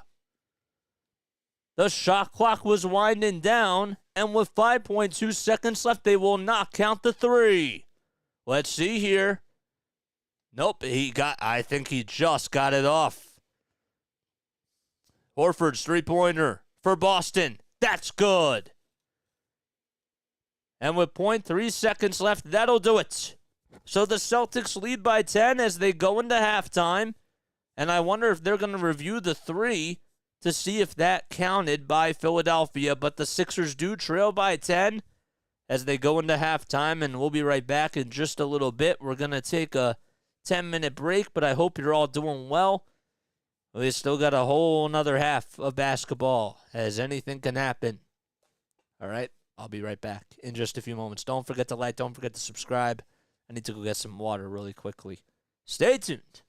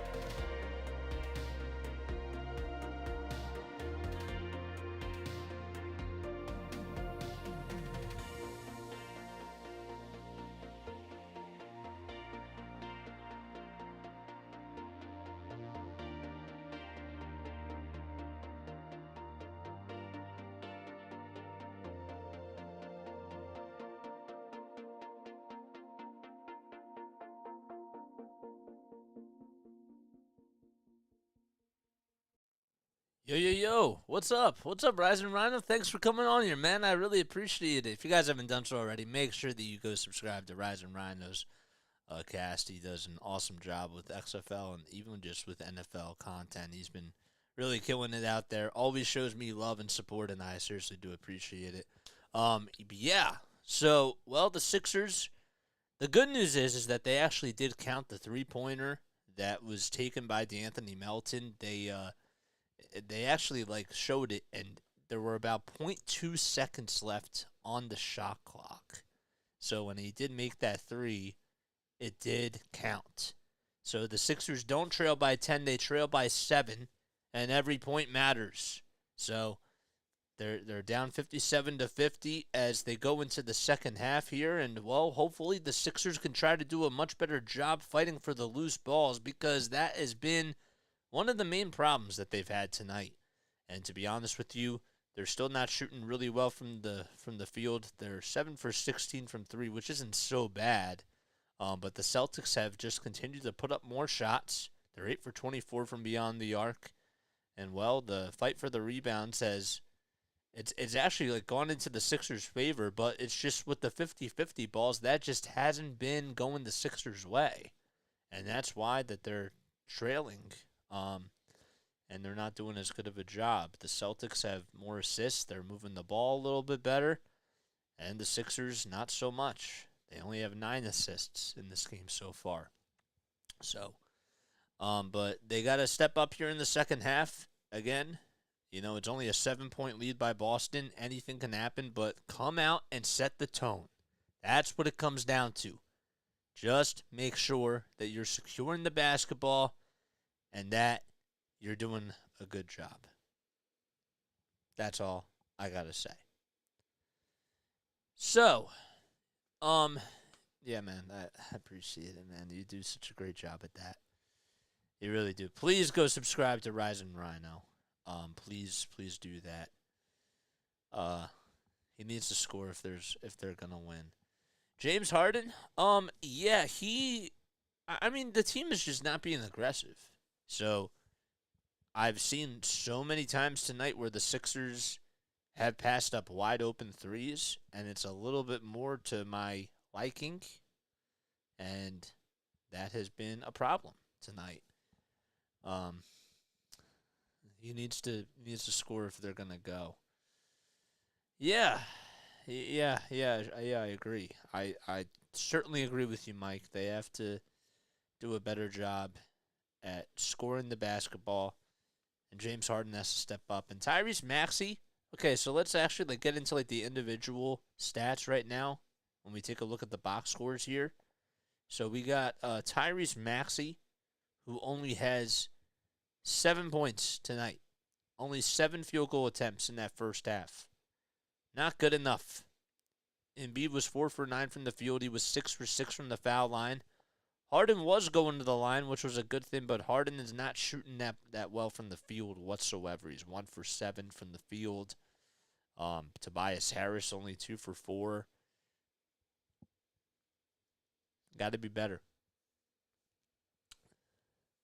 JJ and I are on our own journey to 1K. Yeah, man. Exactly. Just put out content and do what we love. That's all it comes down to. So, of course, no, please, without a doubt, go subscribe to Rising Rhino because, we got to collaborate sometime. We got to talk about football. Sometime during the summer we should do that. We'll set something up and we'll make it happen. But in regards to basketball tonight, in regards to basketball, man, they got to take care of business. And the main thing that I'm going to be looking for here in the second half is what type of tempo is going to be set. Did somebody say anything in the locker room that's going to get the team riled up? Are they going to be aggressive and fight more for the loose balls? How is the passing going to be? All those types of things. The Sixers, they have 14 points from their bench players, and the Celtics only have 4. And, well, you would think that the Celtics would be losing this game with the way that they've been playing, but it's also the Sixers. They haven't been shooting the ball as well either. It's been a football, basketball type of a game. Very physical, and it's just, coming down to the wire type of a thing. And that's what makes it fun. That's what makes it awesome. Don't get me wrong, but the Sixers just have to do a better job at fighting for those loose balls and making every possession count. That's all it is. All right, so the Celtics will get the ball first to start things off here in the third quarter because the Sixers won the tip-off. I'm Jason Joseph. This is Play-by-Play with JJ. Also, Larry, if you're still there, let me know how the Phillies are doing right now. All right, so it's 57-50. Derek White has the ball, and he'll hand it off to Tatum. Tatum to Brown. Brown to Tatum again. Tatum almost got the ball deflected, and, Marcus Smart had to just tip it all the way to him, and it went out of bounds. So 12 seconds have been taken off the game clock to start off the third quarter. There's Doc Rivers as the Sixers are down by 7. So Harden has 8 points, and he's also has 5 assists as well. Horford for 3 off at the inbound, and that's good. Al Horford has 6 straight points for Boston, dating back to the end of the second quarter. So it's 60-50. Harris will hand it off to Harden. Harden to Tucker on the near wing. Tucker thought about pulling up for 3, and now he goes in the lane as the ball was passed by Embiid to Tucker. Tucker to Maxey for 3 on the far corner. Yes! That's a good shot by Tyrese Maxey. And it's 60-53. He was left wide open. Smart at the foul line. Now he dribbles it out to the top of the key. Now he goes back inside the foul line. He's dribbling around the timeline now. Tatum in the lane, goes up for 2. Yes, just over the hand of Joel Hans Embiid. 62-53. Maxey lets it fly. And that one is just a little bit off the rim. Good rebound by Smart. Jaylen Brown in the lane. And Embiid doing a good job at guarding the post. Brown tries to get past Joel. The ball gets blocked, but it still goes up and in by Jaylen Brown, and they'll go to the line for one more. 64-53, Boston is up by 11 points with 10:36 left to go in the third quarter. So Brown was on the near corner as the Celtics are going from left to right, and Brown just went up with a reverse layup over Joel Embiid. I thought maybe Embiid got a piece of it, but he did not, and Brown's foul shot is good, and he converts on the three-point opportunity. The Sixers trail by 12. So Tyrese Maxey, who had a 3 to start off the third quarter and then missed a three-pointer, pulls up and is able to get that one to go. Wow, that was a weird shot by Tyrese Maxey. But the Sixers have cut it back to a single-digit deficit. Smart taking on Joel Embiid, directing the traffic as he's on the near wing, trying to get Jason Tatum to come in. He fakes the handoff pass, and Harris is on Marcus Smart, and now Embiid is on Tatum. Tatum has been ice cold for 3. He pulls up over Joel. No! Embiid does not get called for the foul. Maxey comes up with the rebound for the Sixers. Maxey to Harden. Harden thought about pulling up, and now we'll just hand it off to Embiid. Embiid at the foul line. Jumper over Al Horford. A little bit short. And there's a swarm full of Celtics there as Tatum gets the rebound. Brown in the lane. And he'll just go back out to the top of the key. The Sixers have to do a better job at guarding the perimeter. Brown goes up for 2. That's no good. Good defense by P.J. Tucker, and Embiid is there for the board. Maxey lets it fly. Oh, man, he certainly wanted that one to go. And Horford is there to grab his miss. Maxey shot it from the far wing. Tatum in the lane again with a little bit of space over Embiid. He pushed his way and was able to get it. Somehow, some way he got it, and he put it up with a runner with the right hand and finished it in the lane. It's 67-56. The Sixers trail by 11. Harden works around the screen. He's been ice cold here in this game. Embiid for 3 at the top of the key. Yes, nothing but net for Joel Hans Embiid. 67-59. The Sixers not going away as Embiid has 17 points tonight, and Joel Embiid trying to get into takeover mode. He has 17 points. Horford to Brown on the near wing. Smart on the near corner, got the ball loose and stolen away. It actually went out of bounds, and Marcus Smart did touch it last, but good defense by James Harden. The Sixers trying to work here. Maxey to Harris. Harris has been awfully quiet. He finds Tucker. Tucker for a corner three. Yes! And the Sixers are down by 5. A big run by Philadelphia. They were down by a dozen, and now they're on a 7-0 run. Tatum gets the ball loose, tries to batter it around to Smart. Smart's three-pointer somehow goes in. And Tatum is limping. Oh, man, he is hobbling. But Tobias Harris and the Sixers play on, and Harris gets fouled by Al Horford. Jason Tatum got knocked into his left knee. He got the wind taken out of him as P.J. Tucker was trying to fight for the loose ball out of bounds, and the camera operator on the sideline just hit Jason Tatum, and Tatum is trying to walk it off, and he's hobbling a little bit, and the trainer is out there. 7:54 left to go in the third quarter. The Sixers are down by 8, and Tatum, I believe, is going to take a quick seat here as a timeout is called. Don't know who the timeout is on, but I'm Jason Joseph. This is Play-by-Play with JJ. Hopefully you're all having yourselves an incredible night. Oh, what a game so far. Yo, Snowman, what's up, man? Thanks for coming on here, dude. Thanks for coming on. I really appreciate it. Guys, make sure that you subscribe to Snowman and his channel, Snowman in the Morning. You know, that's always a really great show. And he puts out some awesome content, as well as my guy Ryzen Rhino, too. Ryzen Rhino is always on here, and he's been incredible as well. Please, please, please go follow them. Well, the Sixers, they came out with a little bit more poise, and that was nice. They just have to do a little bit of a better job at, defending the three. That's really what it comes down to. But we knew that this was going to be a competitive series. You know what I'm saying? We knew that this was going to come down to the wire, and so far I think that this has been a pretty good game. So, good. Please do follow Ryzen. Please do follow Snowman. Seriously.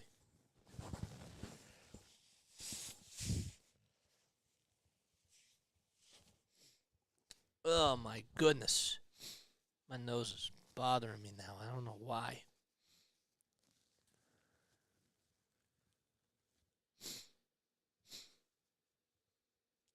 Oh, boy.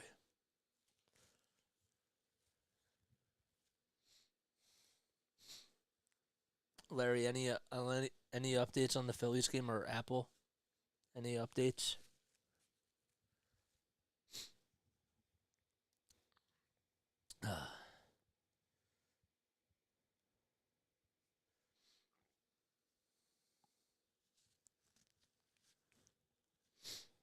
Oh, boy.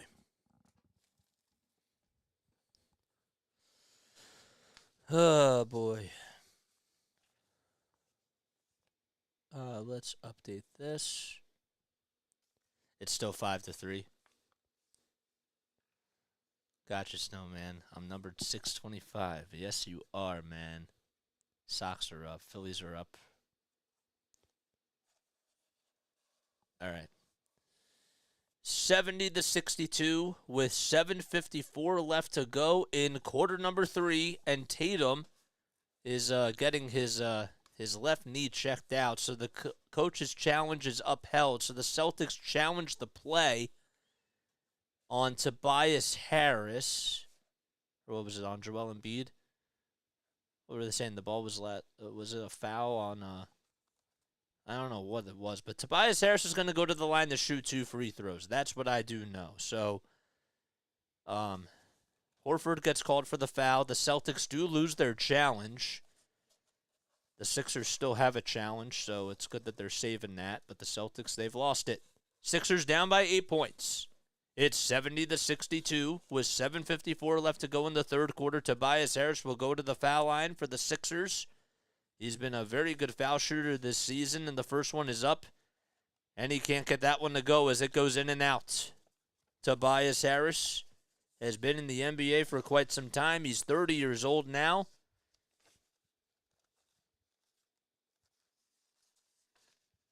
And Harris will go back to the line for one more here.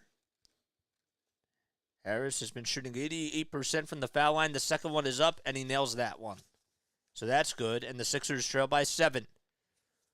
Horford will get the inbound, and he'll just take up the basketball here. He'll hand it off to Marcus Smart. So no guards were in the backcourt. Smart to Brown. Brown pulls up over Harden for 3. And that is off the mark. And Harris is there to grab his miss. The Celtics not shooting so well from 3. They started off shooting the lights out. And they have not been able to buy a bucket from downtown. Harden got the ball loose, but he was fouled by Jaylen Brown. He was trying to work around the screen set by James Harden as he went over to his right. Or he was trying to work around the screen set by Joel Embiid, I should say. And Harden just got hit in the right knee. But he's all right. And the Sixers will inbound it. Tyrese Maxey will find Embiid at the top of the key. Over Al Horford. Embiid to Harris on the near corner. Harris's runner is up, and that's good. Sixers down by 5 with 7:15 left to go in the third quarter. Smart got the ball loose, but Brown comes up with it, and he delivers on the loose change. He shot it right from within the foul line, and the Celtics are back up by 7. 16 points for Jaylen Brown. He's shooting 50% from the field. Harden, oh man, he had a wide open lane to put up a runner, but he decided to kick it out to Maxey, and it was last touched by Smart, and Tobias Harris telling him to shoot it. They're like going at it with each other. And Toby was right. I mean, he certainly had a wide open lane to just take the runner, but no. 8 points by Harden. He's 1 for 7 from the field. James trying to find an open man, and as he finds Embiid here, 10 seconds left on the shot clock. Embiid on the low block. Actually, he's on the elbow. 5 seconds left on the shot clock. Embiid goes up past the trees, and he fights his way and gets to the rim. 72-67. How does a big man do that? I have no idea. Brown trying to step back over Embiid, and Embiid says no. Brown goes up for 2 over Harden. The ball gets volleyballed all the way out to James Harden. Embiid, a volleyball player himself, playing some basketball. Almost could have went pro for that. Harden to Tucker. Tucker will pass it to Joel Embiid, who just was presented the MVP trophy tonight. Embiid for 2. Yes! In Al Horford's face. Kaboom goes the dynamite. And the Sixers are down by 3. 21 points by Joel Embiid, and he is on a roll now. Tatum with the ball at the top of the key, working around a couple of screens. And here is Jaylen Brown. Brown to the lane, the ball. It goes in somehow, some way. Embiid tried to block it, and he just missed it. And Brown got it to go, and the Celtics are back up by 5. A big shot by Jaylen Brown. 5.5 minutes left in the third quarter. Harden has not taken the shot yet. He finds P.J. Tucker for 3, and Tucker from the far corner. Bullseye! 74-72, and the Sixers are still within fighting distance here. Tucker with 9 points. He's 3 for 4 from downtown. That's what the Sixers have needed tonight. Tatum with a behind-the-back bounce pass that almost got stolen away by Tucker. Brown to Tatum for 3 on the far corner. No. Another shot missed by Jason Tatum, and Embiid was there to grab the rebound. The Sixers could tie it with a 2 or go ahead with a 3 here. Embiid wants the ball. Harden's not going to give it to him, though. Harden at the top of the key, dancing all over Williams. Step back, three-pointer for the lead. Oh, man, they certainly wanted it, and Derek White is there to grab his miss. White in the lane. The ball gets blocked by Embiid again. Horford goes up for 3 and nails it. A great defensive possession, and the Sixers got themselves an unlucky break. 77-72 with 4.5 minutes left to go in the third quarter. The Sixers down by 5. Maxey to Tucker. Tucker to Embiid on the low block, taking on Grant Williams here, a guy that is 2 inches smaller than him. 6 seconds left on the shot clock. Harden, 5 seconds left. Harden takes it in the lane, steps back at the foul line for 2. Way too strong. And he's 1 for 10 from the field tonight. Brown in the lane, goes up for 2 over James Harden and gets the friendly bounce, and he'll go to the line for 1 more. Count the bucket and a foul for Jaylen Brown. With 4 minutes left to go in the third quarter, the Sixers were going on a run themselves. They were down by 2, and Brown is able to extend a 5-0 run by Boston. And I think we have a timeout called. Let's see here. They're showing a couple of replays, and, well, that is a rally killer for Philadelphia. No timeout was called, though. The Celtics have 4 timeouts. The Sixers have 5. And the foul shot by Jaylen Brown is up and good. How about Jaylen Brown having himself quite a game? It's 80-72. The Sixers down by 8. Harden to Embiid. Embiid being guarded by Grant Williams again. Embiid goes into the lane and he gets fouled by Al Horford. There were about 3 Boston Celtics players on Joel Embiid, and it's like he's fighting against the Matrix. 3:48 left in the third quarter, and Joel will go to the line to shoot 2 free throws, as I believe the Celtics are over the foul limit. The first one by Joel is up, and that's money. Harden had 45 points in Game 1. And, well, he's 1 for 10 from the field tonight, as he's going to take a seat here and probably start off the fourth quarter. He has to try to find his rhythm. The Sixers down by 7. Embiid at the line. He'll go there for 1 more. Robert Williams does come in as a substitution for the Celtics, and the second foul shot by Joel is up and good. It's 80-74. The Sixers down by 2 possessions. Brown has the ball, and he'll try to dish the rock out to somebody. He'll take it in the lane. Alley-oop pass denied by Williams, and blocked by Embiid again. And Embiid almost tipped it in, though. Embiid has the ball. He wants it. He wants to dance on Williams. He goes inside, goes up for 2, and another foul called on Grant Williams. The Sixers being very aggressive with Joel Embiid. And that's what you want to do. Marcus Smart is on the bench for the Celtics. It's 80-74. The Sixers trail by 6. So Joel goes back to the line for 2 free throws. He has been terrific in this third quarter. The first foul shot, he gets the friendly bounce. It hit the front of the rim, then the back of the iron, and then just went straight in. So it bounced twice, and he was able to get the friendly bounce. P.J. Tucker will take a seat for Philadelphia. The blood, sweat, and tears are drooling for Joel Embiid. The Sixers trail by 5. It's tied, the series that is, at 1 apiece. And the second foul shot by Joel. Line drive, and that one goes in. Embiid with 25 points. He's 10 for 10 from the line. He can't miss. And he has 6 rebounds. Brogdon works around the screen, fights for a 3, and gets it to go. A nice 3-pointer set by Malcolm Brogdon, and the Celtics are back to a 7-point lead. Sixers have to try to play better defense, but Tobias Harris and Tyrese Maxey, unfortunately, Maxey was the one that got caught up on that screen. Here's Niang, his 3-pointer. That's a little too strong. And Brown boxes out Embiid to get the rebound.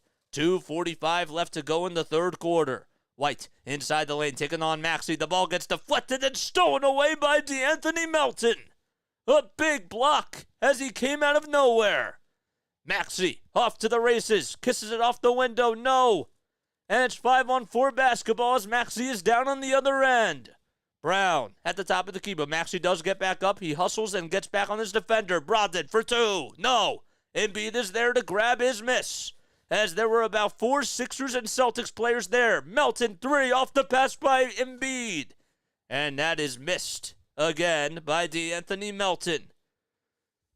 So the Celtics lead by 7 as Brogdon has the ball. He came up with a rebound.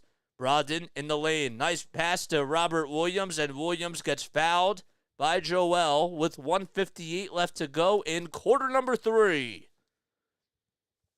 Williams trying to shake it off. And we have a timeout called on the floor, I believe, by Philadelphia, as they trail by 7 points, 83-76, with less than 2 minutes to go in the third quarter. Wow.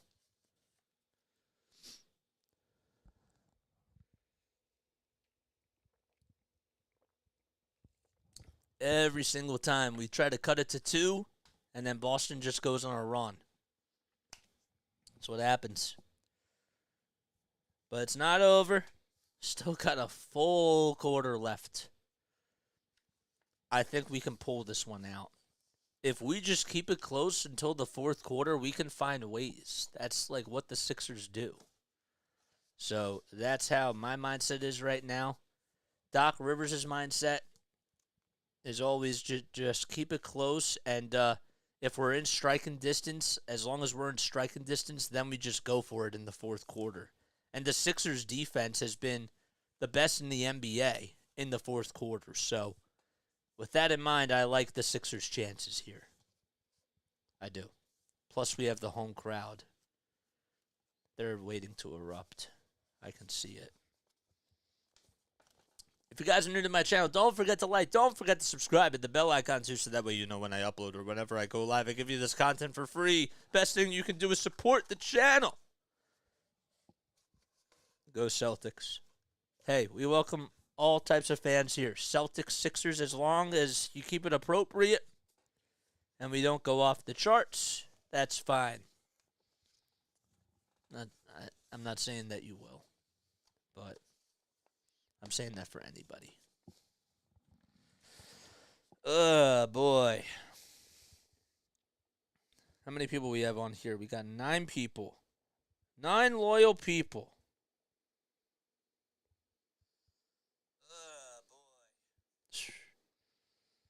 Okay.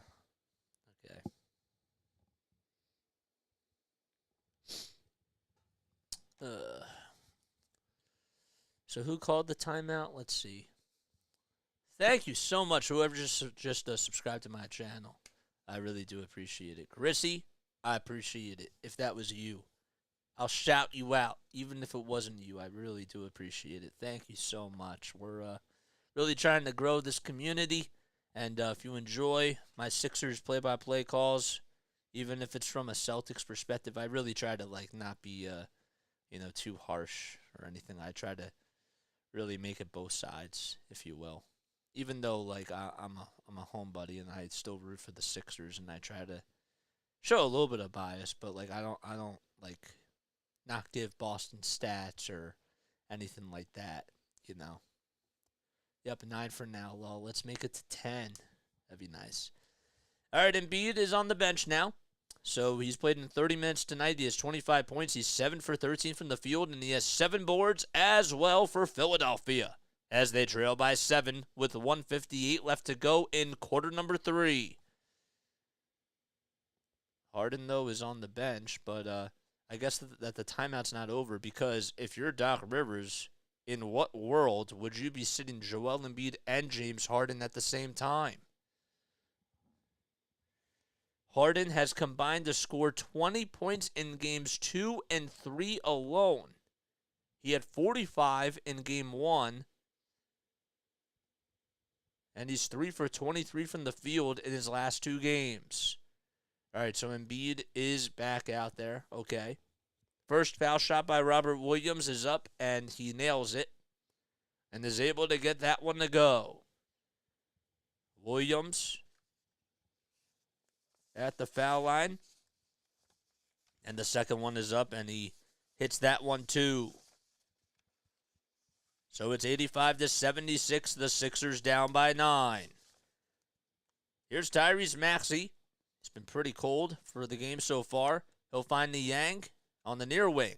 Embiid with the basketball now. Sixers going from right to left, and the Celtics going from left to right. Good ball movement by the Sixers. Melton with a high arcing shot. No. Harris tried to tip it in, and the Celtics get the rebound. It was Marcus Smart. A drop-off pass to Tatum on a pump fake. Tatum inside. Kicks it out to Brogdon for 3. Again. Yes. Malcolm Brogdon left wide open, and the Celtics are up by a dozen. 1:20 left in the third quarter, an 8-0 run by Boston. Sixers have to go on a run themselves. Harris, catch and shoot triple. That's off the mark. Embiid trying to get the rebound, but it was last touched by Grant Williams, as that one goes out of bounds. It does go out of bounds. Joel Embiid trying to fight for the board, and he did everything he could, and Williams touched it last with his right hand, and it looked like it went out on his right pinky, if you will. McDaniels comes in for Philadelphia. 1:05 left in the third quarter. Embiid trying to go up against Grant Williams. He's on the foul line, spins, fades, tries to put up a two. The ball comes loose, but he goes back up with it, and a foul is called on Robert Williams. More football, basketball by Boston. And they call a foul that time. Very physical between both of these teams. And that is how NBA playoffs are. That's what makes it a lot of fun. I might have to cut that. I might have to cut that. That's kind of funny. 58.8 seconds left, and Embiid's first foul shot is up, and he misses it. He is 10 for 11 from the charity stripe. Yeah. No, for sure. He still is a good player, but he's not what he used to be, but he still is a good one. But yes. 88-76. Grant Williams was the one that committed the foul. And Embiid will go to the line for his second free throw. The second foul shot by Joel is up, and he nails it. So the Sixers trail by 11. Embiid has 26 points. He's 11 for 12 from the foul line tonight. Jason Tatum has the basketball. He's been ice cold in this game. Tatum at the logo, being guarded by DeAnthony Melton, a guy that is about 5 inches shorter than him. Tatum working around the screen, and now Embiid is there. Brogdon will get the ball, puts up a runner. That's no good, and Embiid comes up with the rebound. Smart tried to steal it, though, and it goes out of bounds on Boston, as it was put on the sideline, the near sideline that was for the Sixers. So the Sixers have an opportunity to try to go for a 2-for-1 possession here, and that's what they're going to try to call a play for. So George Niang will inbound it from the Sixers, or from the far sideline, and it's in Boston territory. So Melton has the ball. 32 seconds left in the third quarter. Melton to Embiid, and the Sixers are not going to have time to go for a 2-for-1 now. 10 seconds separating the shot clock from the game clock. Embiid draws the double team. The triple team, that is. And Tatum comes up with a steal. Tatum will try to dribble this one out to finish off the third quarter. Tatum with the ball, being guarded by George Niang. Smart at the top of the key. Fakes the pass to Tatum. Tatum's three. In and out again. And that'll do it for the third quarter. So the Sixers are down by 11 points as they go into quarter number 4 at the Wells Fargo Center. Can they try to bounce back and go on a run themselves? That remains to be seen, but we'll be right back in just a few moments. Do not change that channel and don't go anywhere.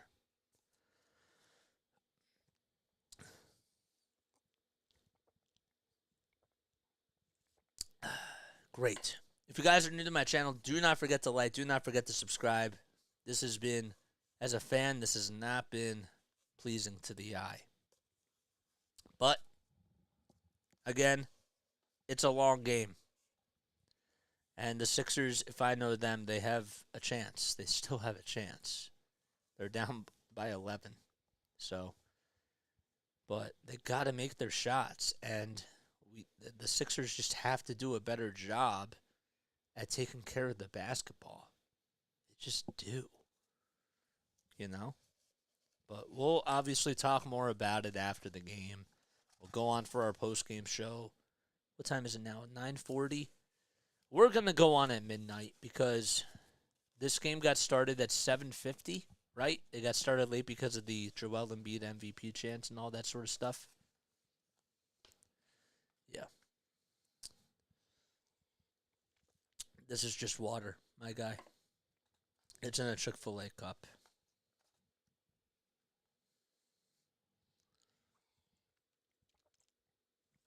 I like to reuse some cups sometimes.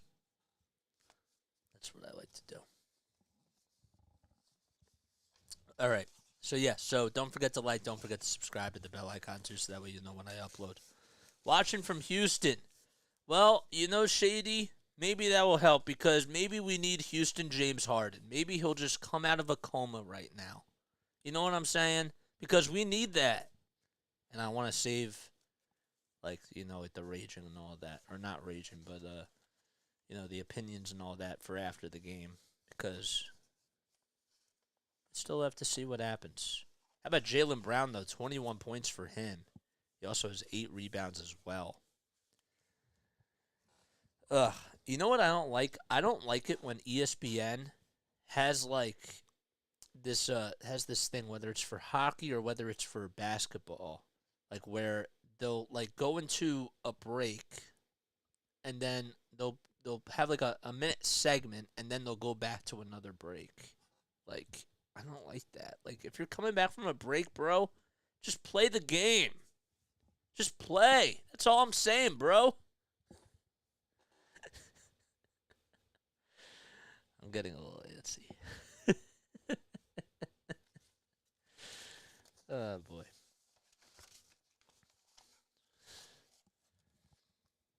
Oh, gosh. How you guys doing, though, tonight? I know we got 13 people on here. I really appreciate all of your loyalty. Yeah, man. Let me know what you guys think about this game so far. I have my thoughts so far, but gotta hope for a big stretch coming down here for Philadelphia. And I should probably take a sip of water.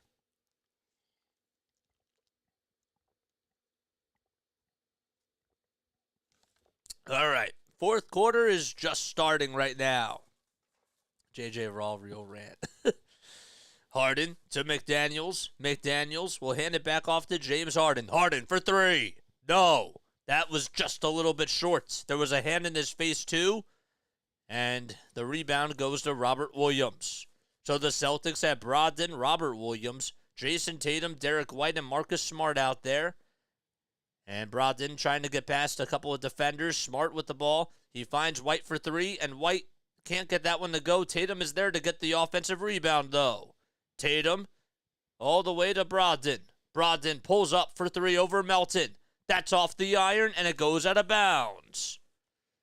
So the Sixers are down by 11 points. And to be honest with you, if you're Doc Rivers, you probably can't sit Joel Embiid for too long here.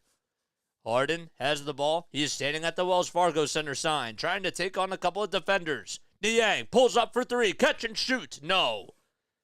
A bad shot by George Niang with another hand in his face, and Robert Williams is there to grab his miss. Tatum in the lane, goes up for 2, parts the Red Sea, and gets it to go. 90-77. Boston leads by 13 with 10:40 left to go in regulation. Niang in the lane, goes up for 2, and kisses it off the backboard and finishes on the right side of the baseline. Sixers down by 11. Tobias Harris waiting to check in for Philadelphia. Tatum has the ball as he tries to get past half court. He's been pretty cold tonight, not shooting the ball like himself. Williams to Smart. A bounce pass to Brogdon. Brogdon in the lane to White. White floater. That gets the friendly bounce as it hit the front of the rim and just went in. And the Celtics are back up by 13 points. Harden gets a screen from B-Ball Paul. Harden to McDaniels. McDaniels, oh man, he was wide open and he should have shot that. Niang puts up a 3, and that's good. That was a really big 3 by Philadelphia. From the near wing, that was. And it was nothing but net for George Niang.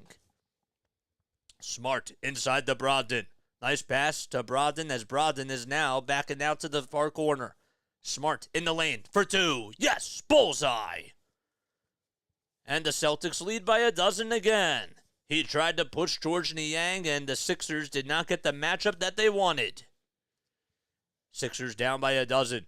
Harden with the ball at the top of the key. Steps back. Tries to pull it for 3. Decides to pass it, though, to George Niang. Niang in the lane for 2. And he thought he was fouled, and the whistle still remains silent, but the 2 is good. 9 minutes left to go in quarter number 4. Sixers trail by 10. It's 94-84. Brogdon, he's on the far wing. Taking on B-ball Paul. Paul Reed, that is. Smart breaking the Ag's ankles for three. No. Williams trying to deflect it. And a foul is called on Jalen McDaniels, that is. Jalen McDaniels gets called for the loose ball foul. George Niang had his ankles broken on the play as Marcus Smart almost made a three-pointer, and that would have been ugly for the Sixers. An ankle breaker for George Niang. Embiid still sitting with 8:54 left to go in the fourth quarter. They gotta pull him in pretty soon.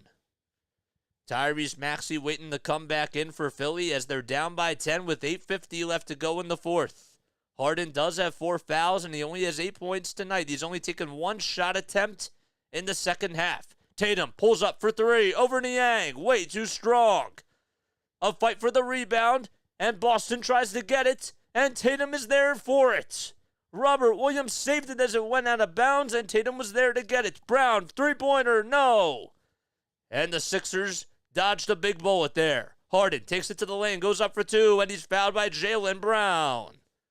A lot of physicality between two of these teams. And somebody's down on the sideline. I wonder if that's Robert Williams, and I think it is. But Williams, give him credit because he tried to save it, and he made a heroic pass all the way to Jason Tatum, who just leaped up as if he were a fish trying to catch his food, and he got it. But Brown could not make the free throw, and, well, James Harden on the other end will try to shoot a pair of free throws for Philadelphia. The first one by Harden is up, and he nails it. He is able to get that one to go, and the Sixers have cut the deficit back to single digits.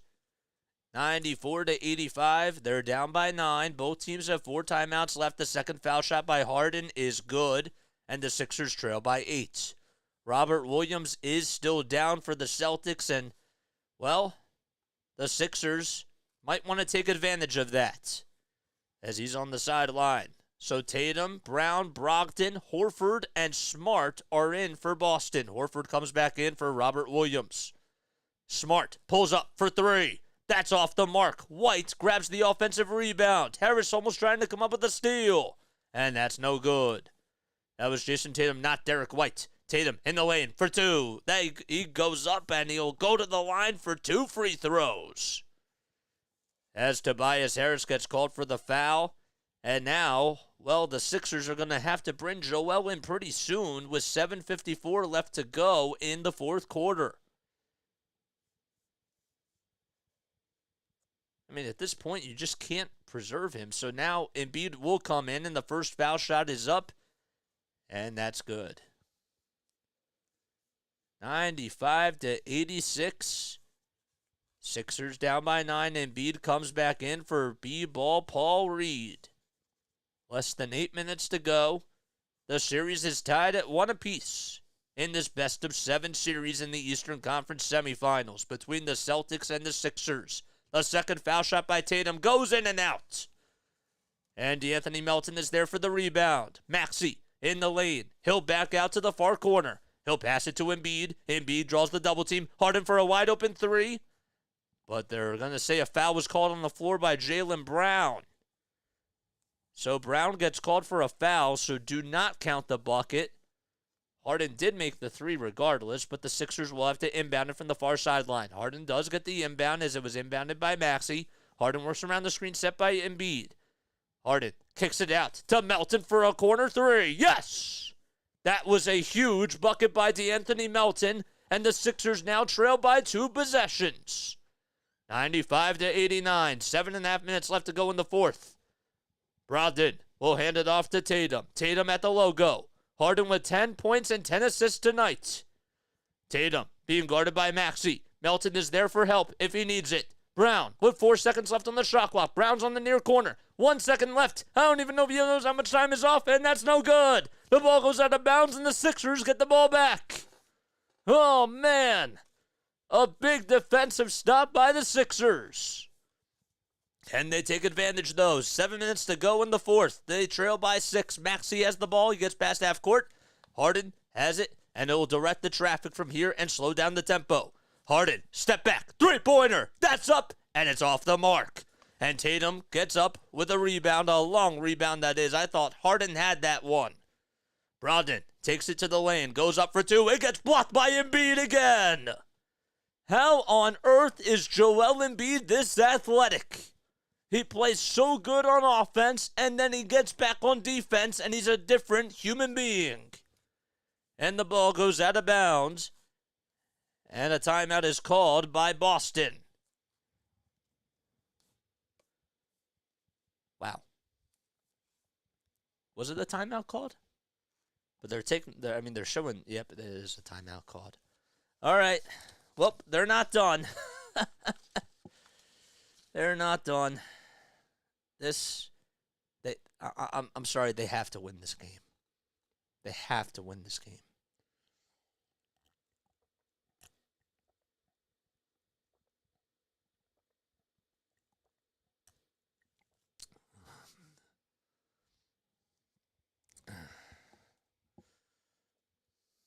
He is. He's 7'2", and he's an alien in a good way.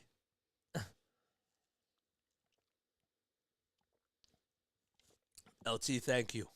I appreciate it. I really do appreciate it. Oh, boy. Do I have enough water left? I hope so. I do.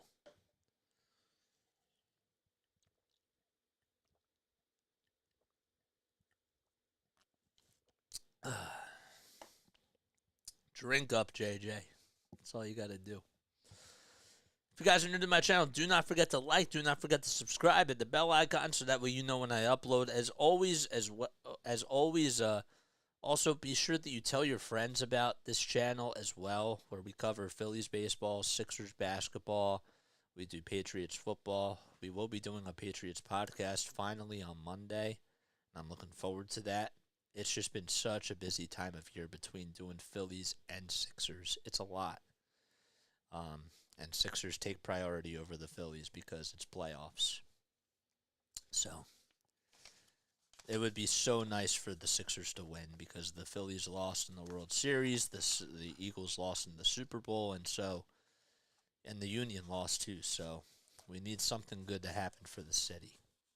And that's why we've been covering them, because they've been playing really well throughout the season. They've had their ups and their downs, but they're the next closest team to win a championship. You could probably argue. I mean, really, like the Eagles and the Phillies, I still think like have a good shot. But I mean, as of right now, we're in playoff time, and that's how it goes. We're not even halfway done the fourth quarter. Almost there. But a good start by Philly. They trail by 6. Can they close this out? Let me know down below in the comments section. Please and thank you. I miss what the sounds of the game were, but I don't really care. Harden back in there for the Sixers. 6 minutes and 41 seconds left. Notifications annoy me in general, but for you, I hit the bell. Thank you. I appreciate it. I do. All right, so Brogdon will go to the foul line to shoot 2 free throws here. He's a pretty good foul shooter for Boston. As Embiid, I believe, got called for a foul. The first foul shot by Brogdon is up, and it's good. So the Celtics now lead by 7. Malcolm Brogdon has had a very good second half for Boston, and the second one is up, and that's nothing but nets. 97-89. Sixers down by 8. It's still in single digits. 6:35 left in the fourth quarter. Brogdon has 10 points. He's been a lot better in this half. Maxey, his 2-pointer. No. And the rebound will go to Brogdon. A long rebound, and the Celtics are jumping out of the gym, fighting for those loose balls. Tatum on the far wing for the Celtics. He's been cold tonight. The ball gets deflected and stolen away by Melton. Harris to Maxey in the lane for two. He gets denied, and the ball gets blocked by Tatum. Brown on the other end, trying to get some space against Melton, and he gets called for the charge. A good call by the refs, as Melton's feet were set, and the Sixers have an opportunity to go on offense here. I mean, every single time Maxey tries to go into the lane, he gets denied by somebody. The Sixers just have to do a better job, and when you have a lot of forwards that are out there that can just play very physical on the defensive side, you have to try to do something different. Melton will hand it off to James Harden, inbounded I should say. Harden is standing at the logo. He works around the screen set by Embiid. Harden in the lane, kicks it out to Melton. Melton to Maxey. Maxey back to Melton for three. Again, yes! That was a huge three-pointer for the Sixers. And they're still within striking distance. It's 97-92 with 5.5 minutes left to go in the fourth. Brown to Tatum. A three-pointer is up by Brogdon, and he nails it again.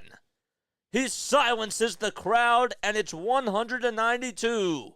An unselfish play for the Celtics. 5:15 left to go in the fourth.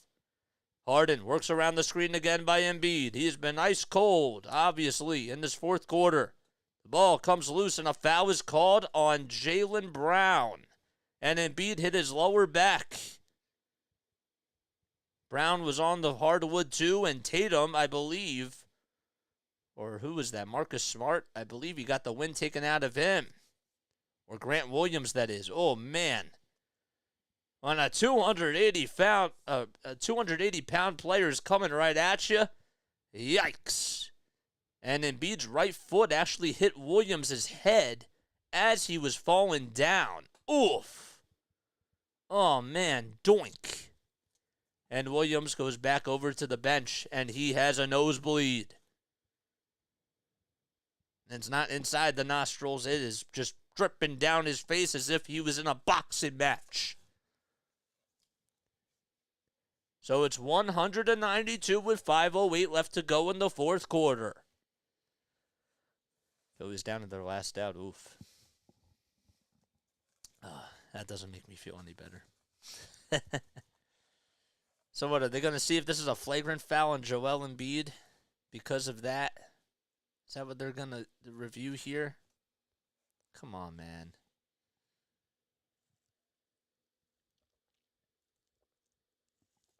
I don't see any refs, though, at the booth, so I was just asking. Yeah, nobody's at the booth. Okay, so Derek White will come back in, and Williams is getting checked out here. He's just getting stitched up, if you will. 5 minutes and 8 seconds left to go in the fourth quarter. Sixers down by 8 points. That's too bad. All right. 5:08 left. And the Sixers will inbound it here. Embiid gets the ball. He's being guarded by Smart. 10 seconds left on the shot clock. Embiid with a little bit of space for two. In and out again. Al Horford is there to grab his miss. Less than 5 minutes to go in the fourth. Sixers have to get some stops here.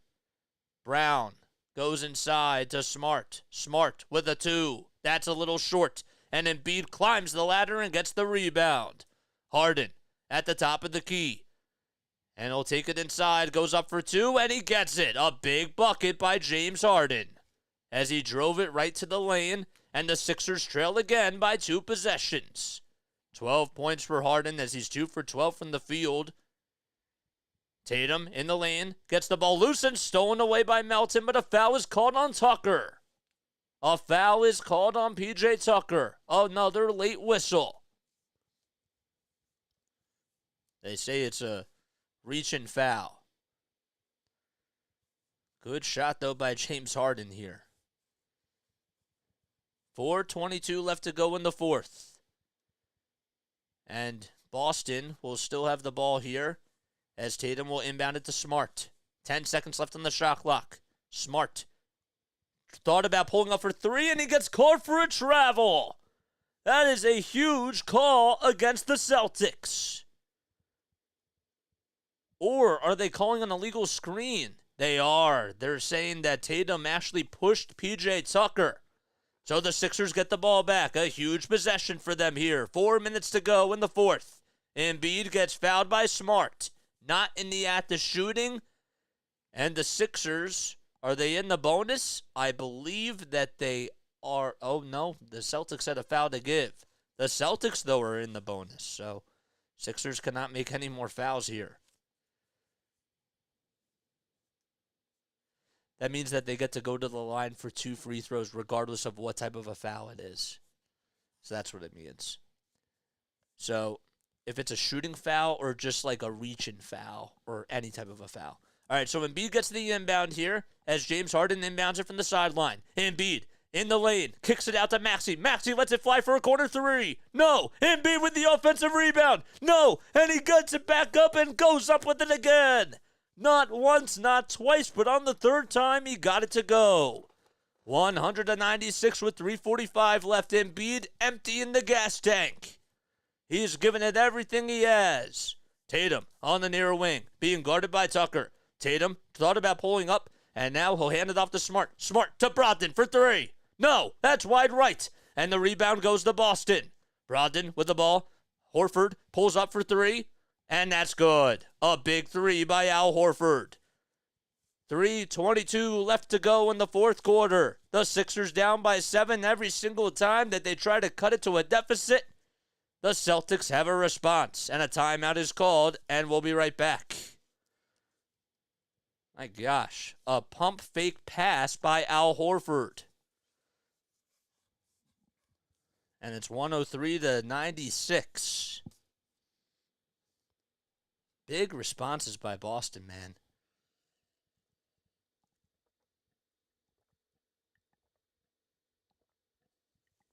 Come on.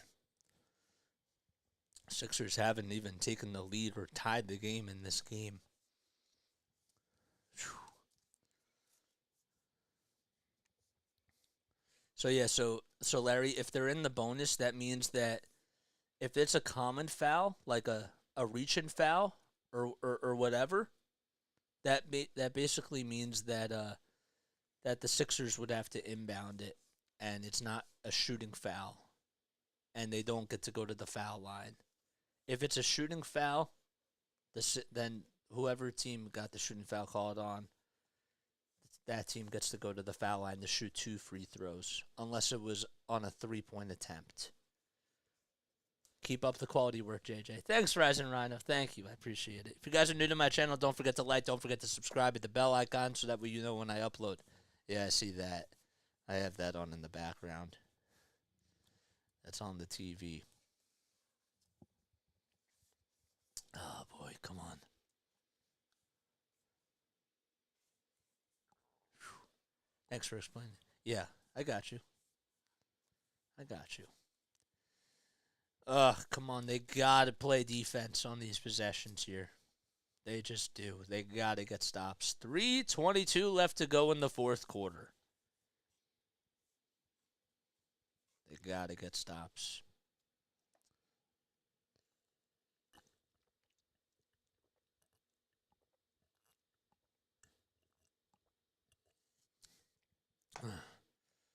Astros Luis Garcia.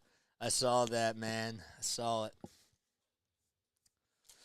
So don't forget to like, don't forget to subscribe, hit the bell icon so that way you know when I upload or whenever I go live. I really appreciate all you guys for coming on here to support the channel.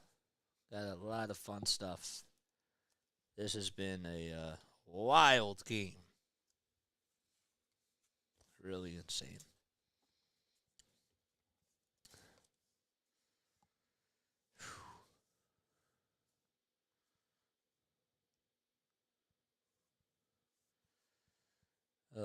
Come on. I'm just waiting for this timeout to be over. I really am.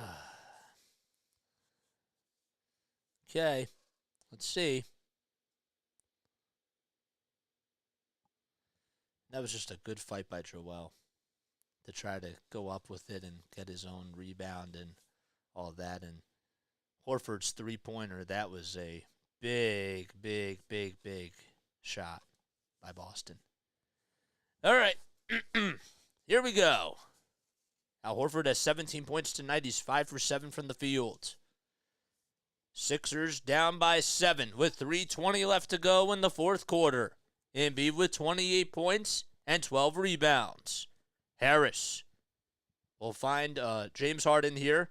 Harden trying to work around the screen. 8 seconds left on the shot clock. Harden on an island by himself. Embiid with the ball. 5 seconds left to go. Embiid fades, puts up a 2, and that one goes in and out. And Brogdon is there to get the rebound. And now the Celtics are in no particular hurry. 2:50 left in the fourth quarter. White's being guarded by Harris. Sixers have to lock all windows. On defense, Tatum, fade, jumper, yes! That was a huge shot by Jason Tatum. He's been ice cold tonight. 105-96 with 2.5 minutes to go in the fourth quarter. Harden gets around another screen, and he'll find Melton. Melton gets the ball loose, tries to fight for the basketball, and the Celtics win that, are able to get it. Harden, though, with a steal on the other end, and Embiid saves it. Good play by Harden. 2:10 left to go in the fourth quarter. So the Sixers trying to be aggressive. 2:05 left. Embiid to Harden for 3. Yes! That was huge. 105-99 with 2 minutes left to go in the fourth quarter. Harden trying to fight for his life. Celtics have the ball. It's Malcolm Brogdon with less than 2 minutes to go. The Sixers trail by 2 possessions. Brogdon will find Tatum. Tatum is being guarded by Tobias Harris. Tatum steps back, three-pointer. Oh my goodness, what a shot by Tatum. I don't know how he got that off. It's 108-99. James Harden with the ball. Takes it in the lane, goes up for 2. And a foul is called on Grant Williams. 92 seconds left to go in the fourth quarter. Both teams have 2 timeouts left. That shot by Tatum was just incredible. Man, he was being guarded very well by Tobias Harris, and he made a step-back 3, and it was nothing but net by Jason Tatum. It's 108-99. The Sixers are in the bonus, so Harden will go to the line for 2 foul shots, and the first one gets the friendly bounce. 108-100. The Sixers down by 8. Oh, man. What a game. What a game so far. Every time the Sixers hit a shot, the Celtics have a response. 92 seconds left in regulation. The Sixers down by 8. The second foul shot by Harden goes in and out. It went halfway down, and the Sixers have to play defense. Brogdon working around. A screen set by Tatum. Tatum has the ball as he just got the ball passed to him, and Harris gets called for a foul. It was a reach and foul on Tatum, and regardless, Tatum will go to the line to shoot 2 free throws because they're in the bonus. 1:18 left to go in the fourth quarter. Tatum did, however, miss 1 free throw. He was 1 for 2 from the line his last time up. And the first foul shot by Tatum is up, and that's good. He's been cold this whole entire game and now has gotten red hot. 109-100. And this is to put them up in double digits. Tatum has 26 points. He has 9 rebounds and 5 assists.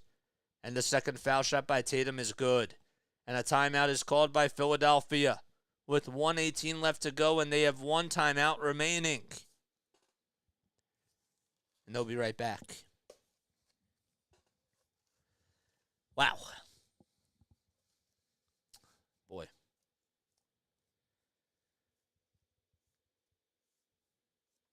Game 4 is on Sunday afternoon at 3:30 p.m. Eastern Time. We will be doing that game. And hopefully the Sixers will come out with a better result. But this game is still not done yet. Seen some wild things happen with 1:18 left to go.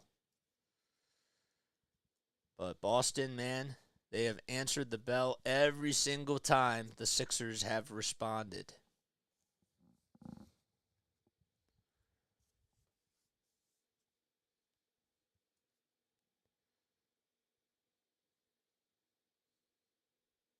Wow.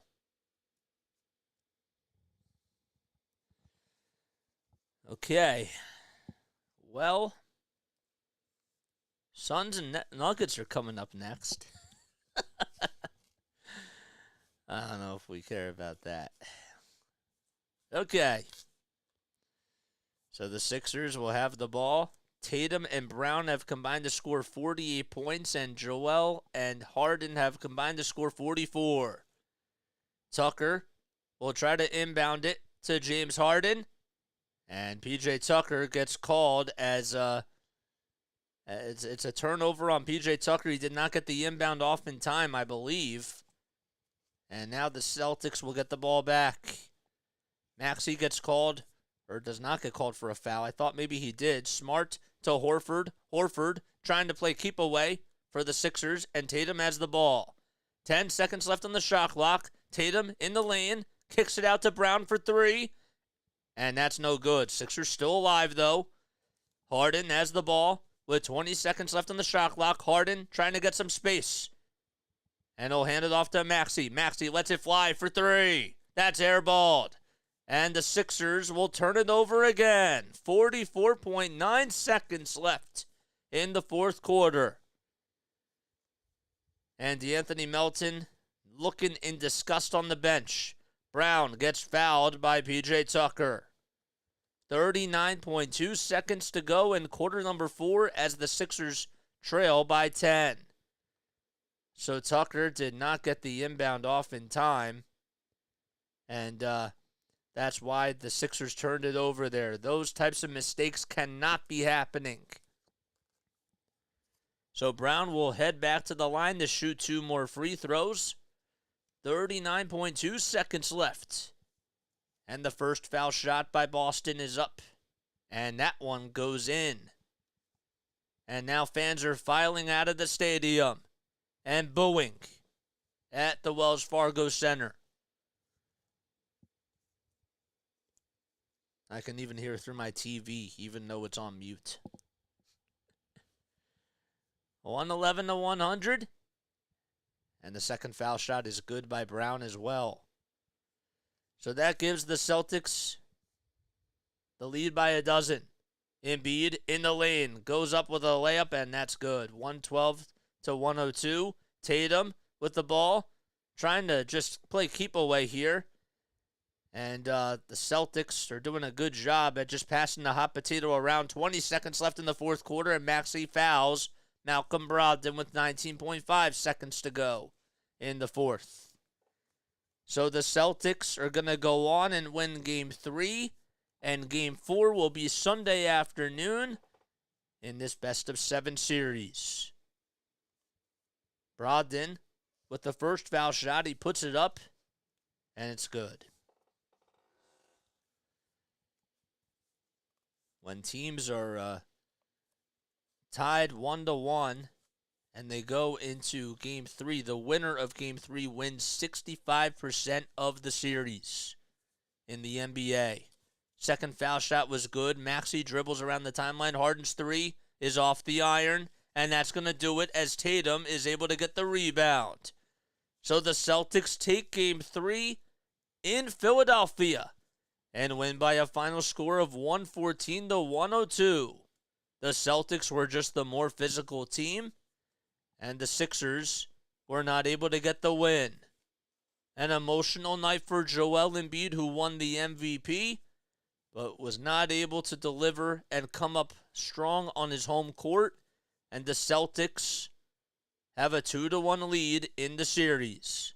Jason Tatum waiting on the sidelines by Cassidy Hubarth. And Hubarth is there to interview Jason Tatum. We are not going to be going to Cassidy Hoobarth because we are not affiliated with ESPN. This is play-by-play with JJ. My name is Jason Joseph. And, oh, look at this kid there. That is actually really cool. But anyhow, we'll be going on for a post-game show at midnight. And, yeah, we'll talk more about it. I mean, there's a whole lot to say. But it's disappointing, that's for sure, as Sixers fans. But they'll be back at it on Sunday afternoon, and this is a must-win now for the Sixers. They have to win Game 4. As Embiid goes, so does Philly. Yep, I know. Yep. All right, so we'll be back on for a post-game show at midnight. What time is it? 10:17. Yeah, so we'll be back on at midnight. I'll post the link. I'll create it down below eventually. We'll talk about this game. This was tough. But then we'll be on tomorrow night for the Phillies game. We were not able to do it tonight. And then on Sunday afternoon, we'll be doing Game 4 of the Sixers Celtics. Thank you all so much for tuning in. I'll catch you all later tonight. There's a whole lot to talk about. And I'll just leave it at that. Peace out.